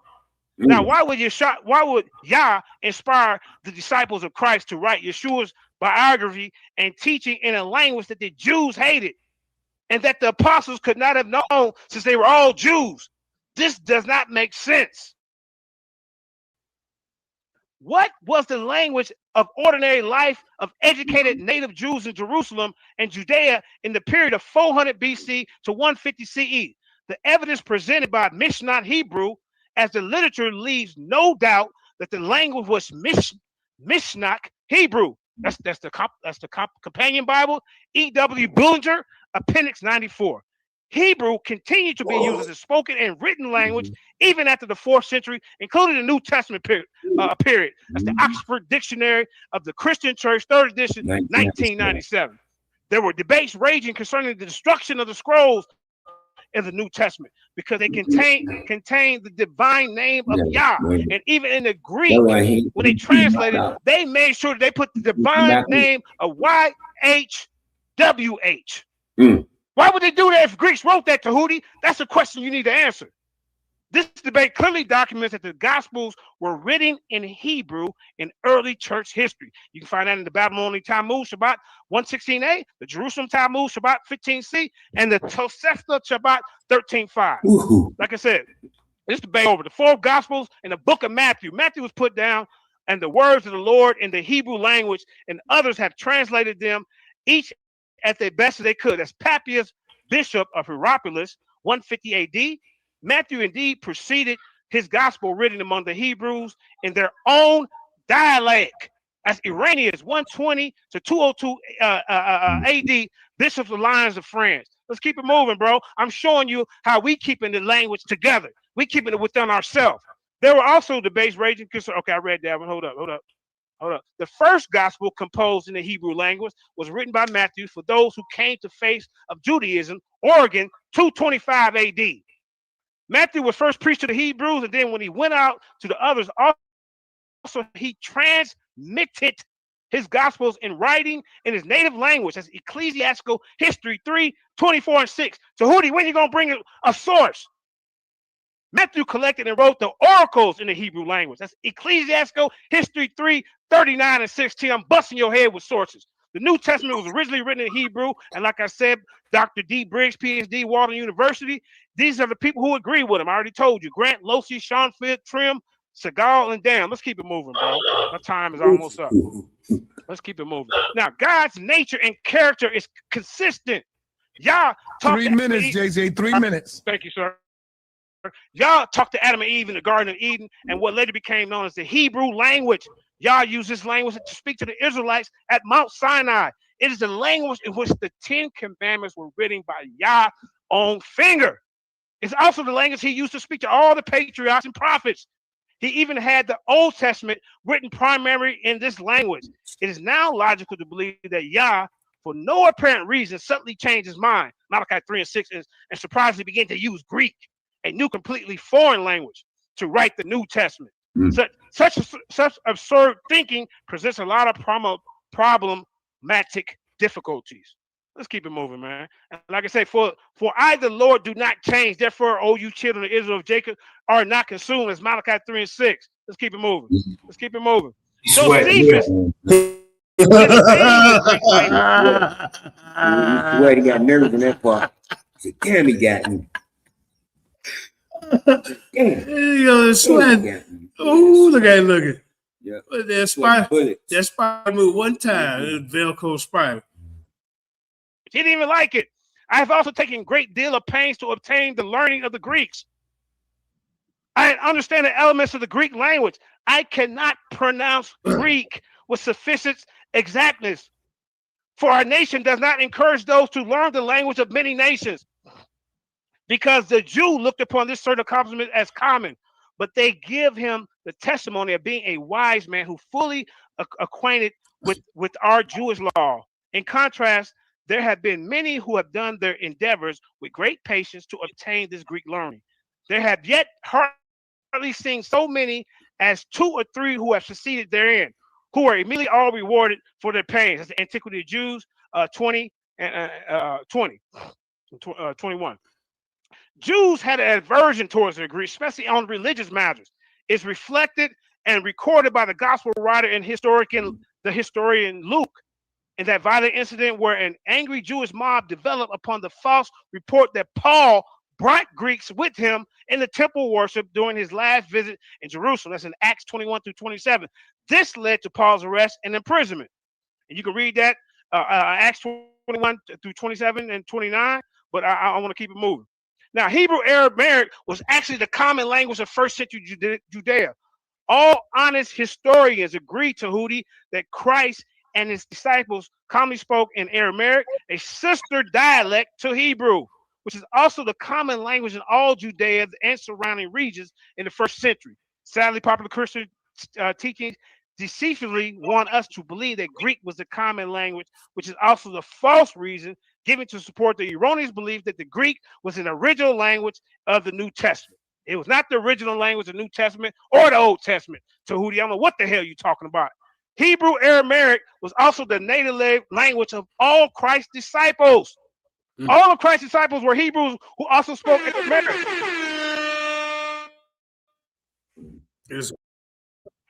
All right, let's go, Tehuti. It's over, man. Let's get to the question part real quick. Man, this is over. This is over. This is a beatdown. I don't know why he was trying to act like he was just he so. He ain't gonna get a rematch. He ain't gonna get no rematch. He know better. He don't need no rematch. What I need a rematch for? Yeah, Yeah. What I need? What I need? Yeah. Hey, what I need to rematch this guy for y'all? Why? Indigenous. Why do I need to rematch him? Hey.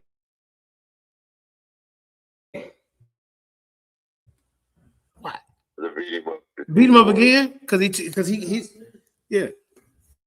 The Hebrew to the Greek, or were there? Here's the question part. Hold on. All right, hold on. I don't know if I agree to that. He says Yah used this language. We're gonna skip him. He already got beat up. Oh, am I muted? I'm unmuted. No now. screen sharing. Just answer the question. Oh, okay, no problem. Okay, since I can't screen share, so in the beginning I showed the Septuagint, and it's only in Greek. I have the name of no Greek scribe. I have the name of nobody who wrote anything. We just the Septuagint. The Septuagint is Jason Brown. Jason Brown. I'm going first. Okay, here we go. You will have 10 minutes to question Tehuti, but he will also have a minute to answer it uninterrupted. Okay. You can't cut him off. If you ask him a question, he have to answer the question within a minute. Okay. After that, he gets cut off. Right. Okay? Get it. Are you ready? Yes, sir. Your 10 minutes will start when your first question ends. All right. Tehuti, can you show me any Greek scribes or scholars who put this work together? Can you show me that? I didn't hear him. You say no? no. I cannot show you any scribes. Okay. I cannot. I cannot. I cannot show. JJ, stop. My fault. I thought the Greeks wrote it. I thought the Greeks wrote it. Yeah, me too. I thought the Greeks wrote it. Yeah. I thought you said it did everything. They translated and everything. Killer Priest, I hope you're watching this. I told you. He's deeper. He gonna die. He's died a death of 1,000 guys. Oh my God. So you cannot. Whew. So Hootie, I told you, man. I don't know why you get the ring with the people's champ, man. What was you thinking, man? You wasn't thinking. You couldn't have been thinking. I mean, what you thought this would be light work? You thought I was gonna be some of the other debaters you got the ring with? Yeah, he thought. I don't know what you was thinking, man. He thought you didn't do your studies. I don't know what he thought. You know what I'm saying? You didn't do your my research. Yeah, research. He the victory. Yeah. You know, he didn't do his research. That's all it was. That's what I did. Look, he said no, y'all. Look at that. Hey, brother, again, you have to let the man answer the question. You can't stop him until he's ready. If he want to stop me for a minute, that's cool. But if you want to go on, you cannot stop him. All right, let's start this over. We're gonna start the time over. Go ahead, JJ. I know. Go ahead, brother. All right, ask brother me the question Tehuti, again. can you show us any Greek scholar or scribe that wrote the Greek Septuagint?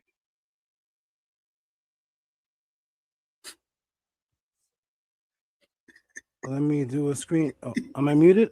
I'm unmuted. No now. screen sharing. Just answer the question. Oh, okay, no problem. Okay, since I can't screen share, so in the beginning I showed the Septuagint, and it's only in Greek. I have the name of no Greek scribe. I have the name of nobody who wrote anything. We just know the Septuagint. The Septuagint is in Greek and was found amongst the Ptolemies in the Library of Alexandria and dates back to the time of Ptolemy of Philadelphus II.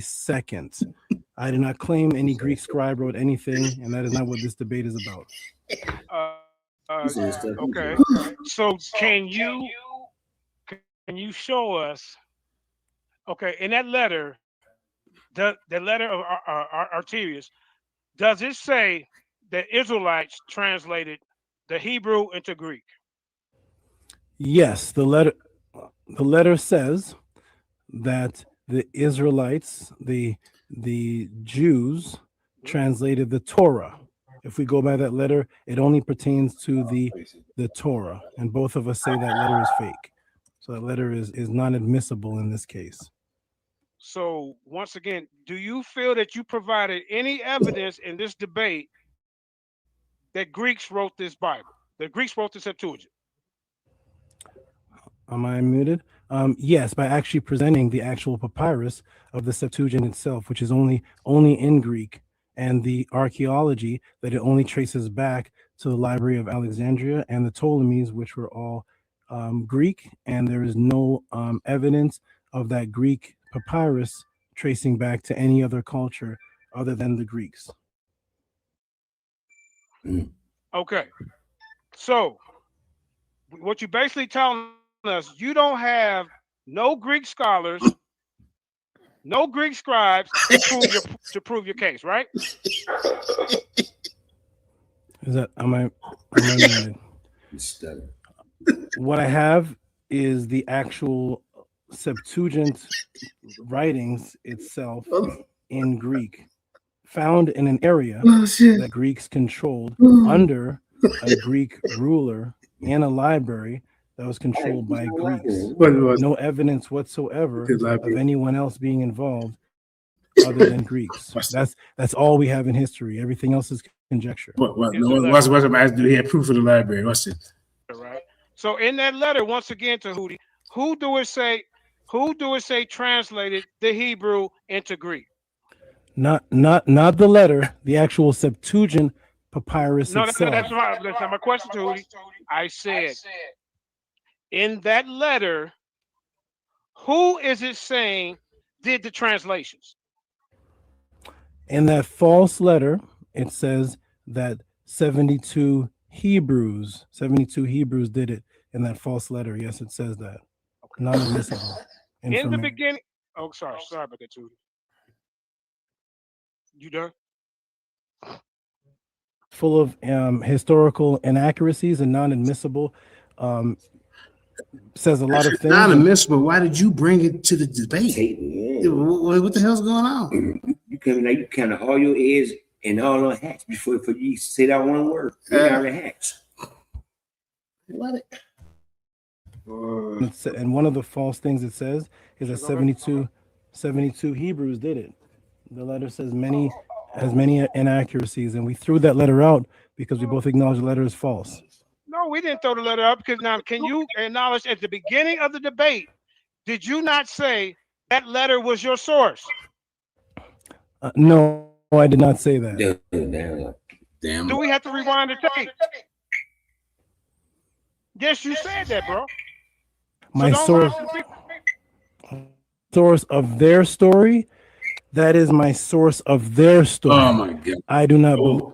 That is the source of their story. Other Greeks, y'all. Y'all listening to this? That is just he brought a letter that. I mean, this was probably one of the worst beatdowns I gave a guy. And I'm looking back, look, I saw another looking at it like, damn, JJ just whooped the shit out of this dude. Look. Yeah, but he said before that there was no existing Bible. That's what it sounded like. Yeah. Yeah. He did say that. There's no Even their story. Before this, everything else was hogwash. Yeah. You know, come on, guy. Yeah. What are you talking about? How you translate something that don't exist, nigga? Just like I said, you have to have the origin of the thing in order to translate it into Greek. Because you can't speak Greek. Hebrew.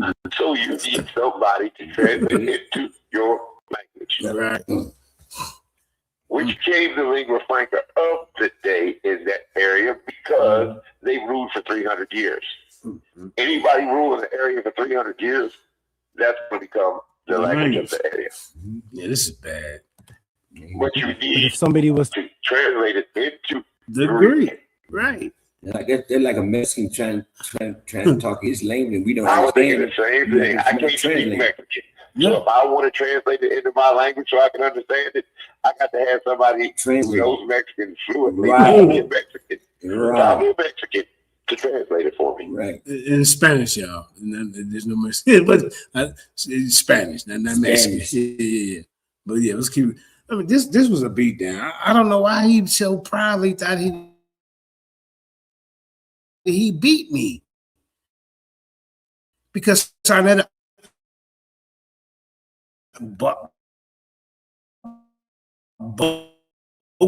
his audience voted for you on this? How did they miss all this? Because it's a hates God on that channel. Anybody who believes in the Bible, Sarnetta wants to mock them, you know, and anybody who's pushing Kemetic doctrine, they love them. So these people wasn't even the people that voted for this debate.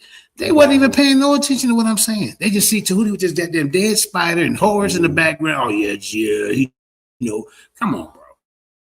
You got your ass whooped, man. And when we show this on the other platform, they gonna see it. They're gonna see it. To ask me, what is the source of a story in Marvel Comics? I'm going to give the Marvel Comics manuscripts. I may give Stan Lee or whoever. You don't even believe that, Tehuti. You don't believe it, that letter. So why would you bring that up? That's what the Greeks were saying. And even in that letter, they got help from who? Israelites. So if we throw the letter away, Tehuti, now you have to say, okay, we're gonna throw the letter away. Now I'm gonna show you that when Ptolemy put this so-called commission together, here was the Greeks that we can throw the letter and Ptolemy away, and that story still exists from Moses from 1200 to 1400, somewhere around in there, BCE, and the people passed it down. So without Ptolemy and that letter, that story would still exist. Right. In order for you to translate it into Greek. Yeah. This nigga. Yeah, he must never seen the Ten Commandments movie, huh? He mustn't see it. He must have seen the Ten Commandments. The Ten Commandments come on every Easter and every Moses Christmas. Ptolemy to exist. Moses is the law. Yeah. The Torah comes from Moses. Yeah. Easy work. Yeah. Well, he was basically trying to stop my shine over there. What I'm bringing to the table, I'm bringing different elders, I'm bringing debates, but he wants to tell Killer Priest that I beat JJ. You was a damn lie. You can, if you want to go on that poll, yeah, you won that poll. But if we going by the real information, bro, you did a horrible job. Come on, bro. Yeah. Come on. Look, you need to tell your brothers, you need to tell bro, look, man, look at the Ten Commandments on Easter, bro. And you try to get some more information. Right. Man, come on, man. Look at this guy. It is that made up the story of the superheroes. I'll say Spider-Man is found in this book, and this is what it says. We ain't talking about no Marvel comics. We talking about history. We call you Spider-Man and Snake Man. Right. You got the spider on it. It ain't moved one. The Velcro spider ain't moved one time in this goddamn debate. The spider had him sweating. Yeah. Spider had it. He's sweating now. Look at him. Look at him looking shiny. Yeah, got the pool. Yeah. He's shining. Spider-Man. Do I believe that actually took place? Absolutely not. There's many historical errors in the Spider-Man. So what you bring it for? I mean, come on. Movie. But if you want to know about Spider-Man, here's the source. It's in that comic book. You get your head. Okay. All right, Judy. Will you agree that the Khabors Codex is the oldest Peshitta Aramaic text available? I don't know if I agree to that because can you hear me, JJ? Yeah. What you saying, Jesus? I said, oh Jesus. Right. I don't know if I agree to that because I got some breaking news. I just got a text. From who? The snake that did Tehuti just sent me a text and said, bullshit. All he's saying is bullshit. The snake just texted me, ladies and gentlemen. That's breaking news. Snake just texted me and said, Tehuti is, this debate is not about people from Aramea or Aramaic. It's about Hebrews. So I don't know if I agree or disagree to anything that deals with Aramaic culture. Have you ever heard of the Khabors Codex? Heard of it? Studied it? No. Heard of it? Yes. Studied it? No. What about it? It's the oldest Peshitta Aramaic text available. But I'm not gonna get into it. I got more questions for you. Now, do you actually feel that you proved in this debate that Greeks wrote the Septuagint? No, because that's not what this debate. This debate over, man. It been over, so he just keeps on shooting himself in the foot, man. Shooting himself in the goddamn. He put his own feet in his mouth every time he says something. His feet go right in his mouth. Where they find this guy? Oh, wait a minute. I found him. Y'all bring him to the light. Caramel, come to the light. Caramel, come to the light. He gonna lie and say that I didn't bring him to this community. Where'd you hear about him from in business? I really didn't know him until I see him over there, on side business and stuff, And who brought him over there? Me. That's what I'm saying. I didn't know, because I really wasn't watching like Lions Den and stuff. That what I'm saying.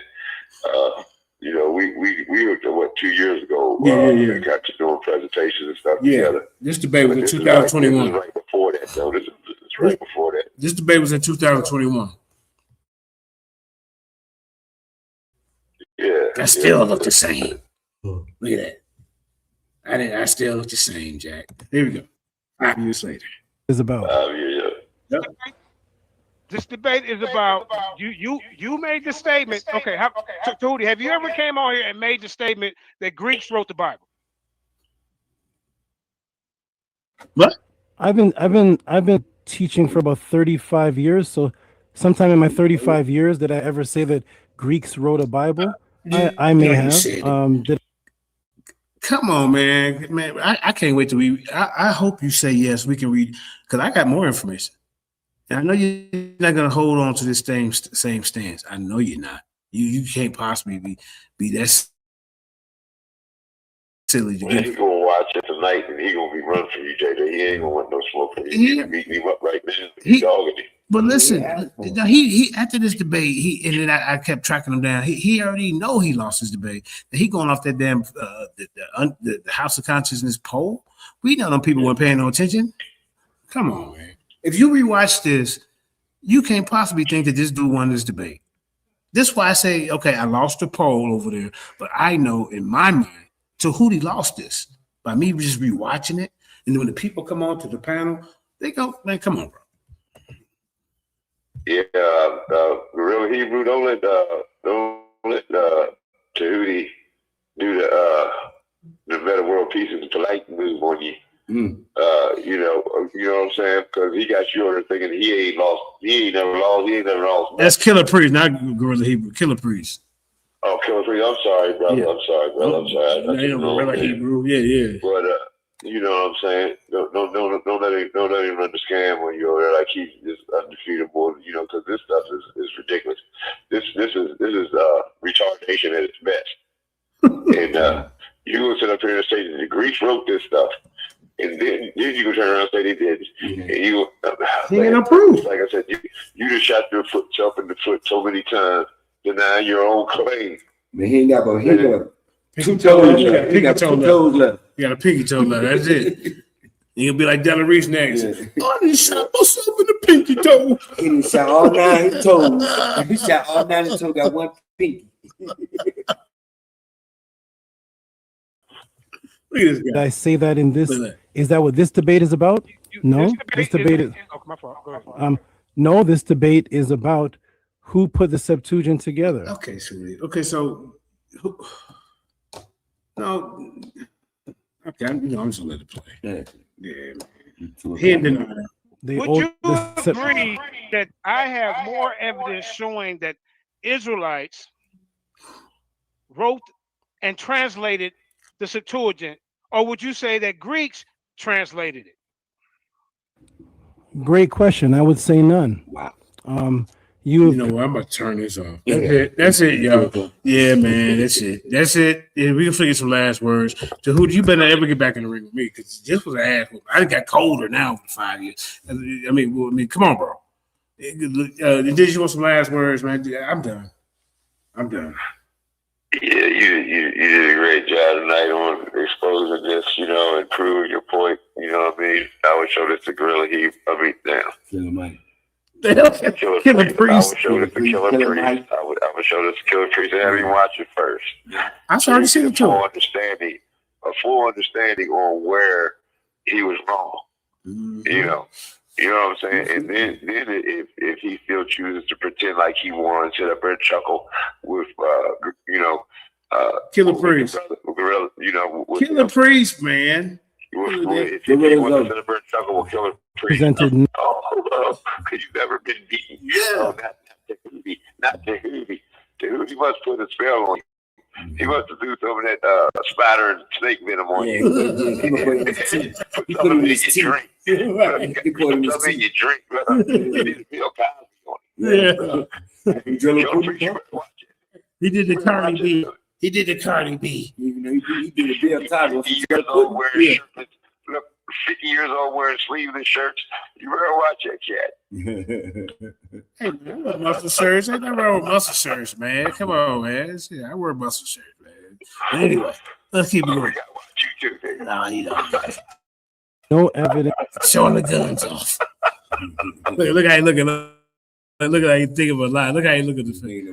Yeah, we got the. Let me hit him with one more question. We shut this down. Whatsoever that there was any group of Hebrews in 287 BC that translated anything to anything. None of your references were from 287 BC, and I want to remind you and everybody else that I have a minute to answer. I want to remind you and everybody else that this debate is about a set of papyrus that was found that dates back to 287 BC. So all we can discuss is who was there in 287 BC?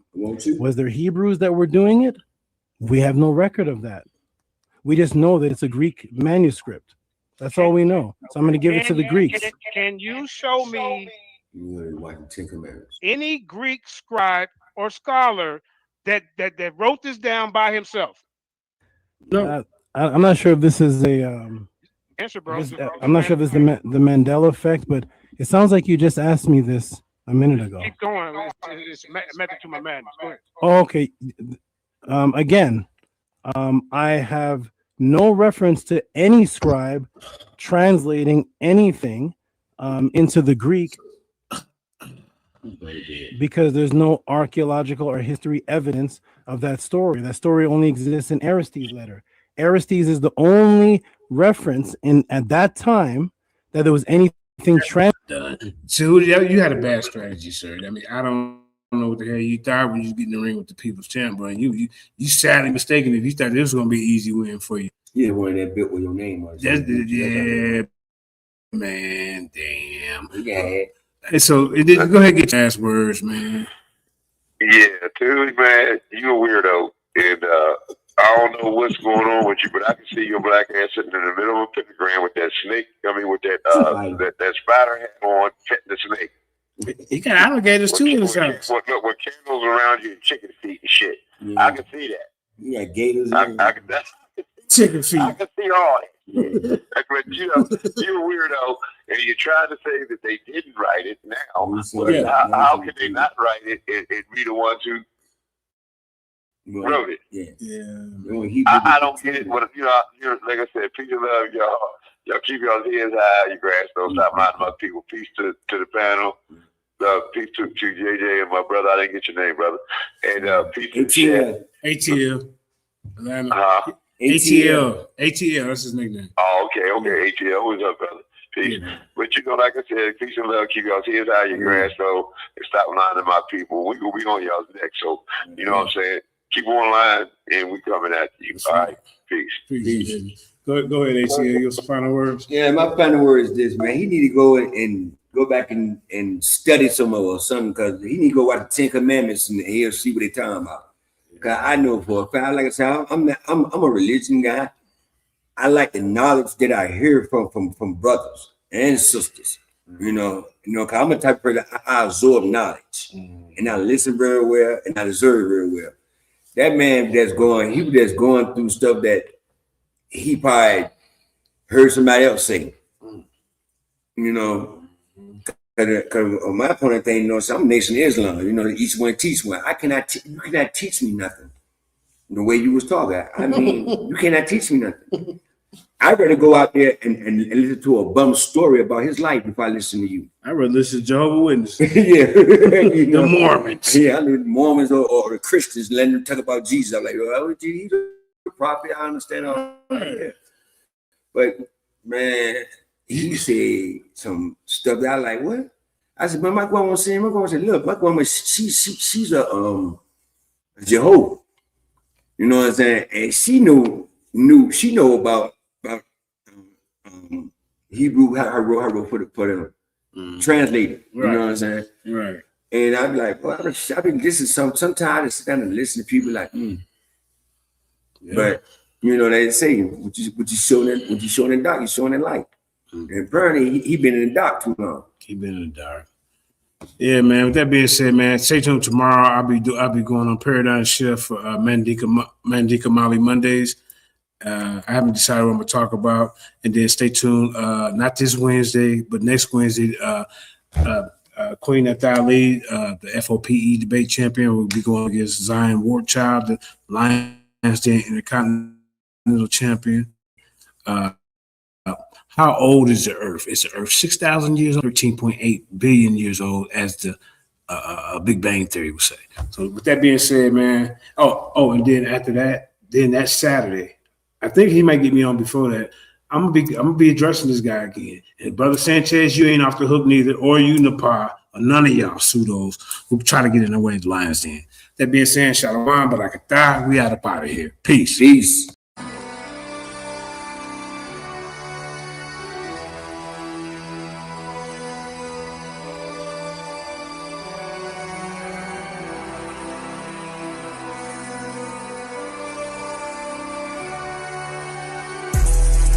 Murder me, but never heard me. Intellectually, it's a murder scene. Claiming you a scholar, get the clock out. Claiming you a scholar, get the clock out. Wanna murder me, but never heard me. Intellectually, it's a murder scene. Claiming you a scholar, get the clock out. Claiming you a scholar, get the clock out. Black excellence at its finest. Yeah, using big words, but he can't define it. Then it hit him with the cannon, don't you stand behind him. It's about to get hot, watch him change the climate. He's nothing but a novice and he show his heart.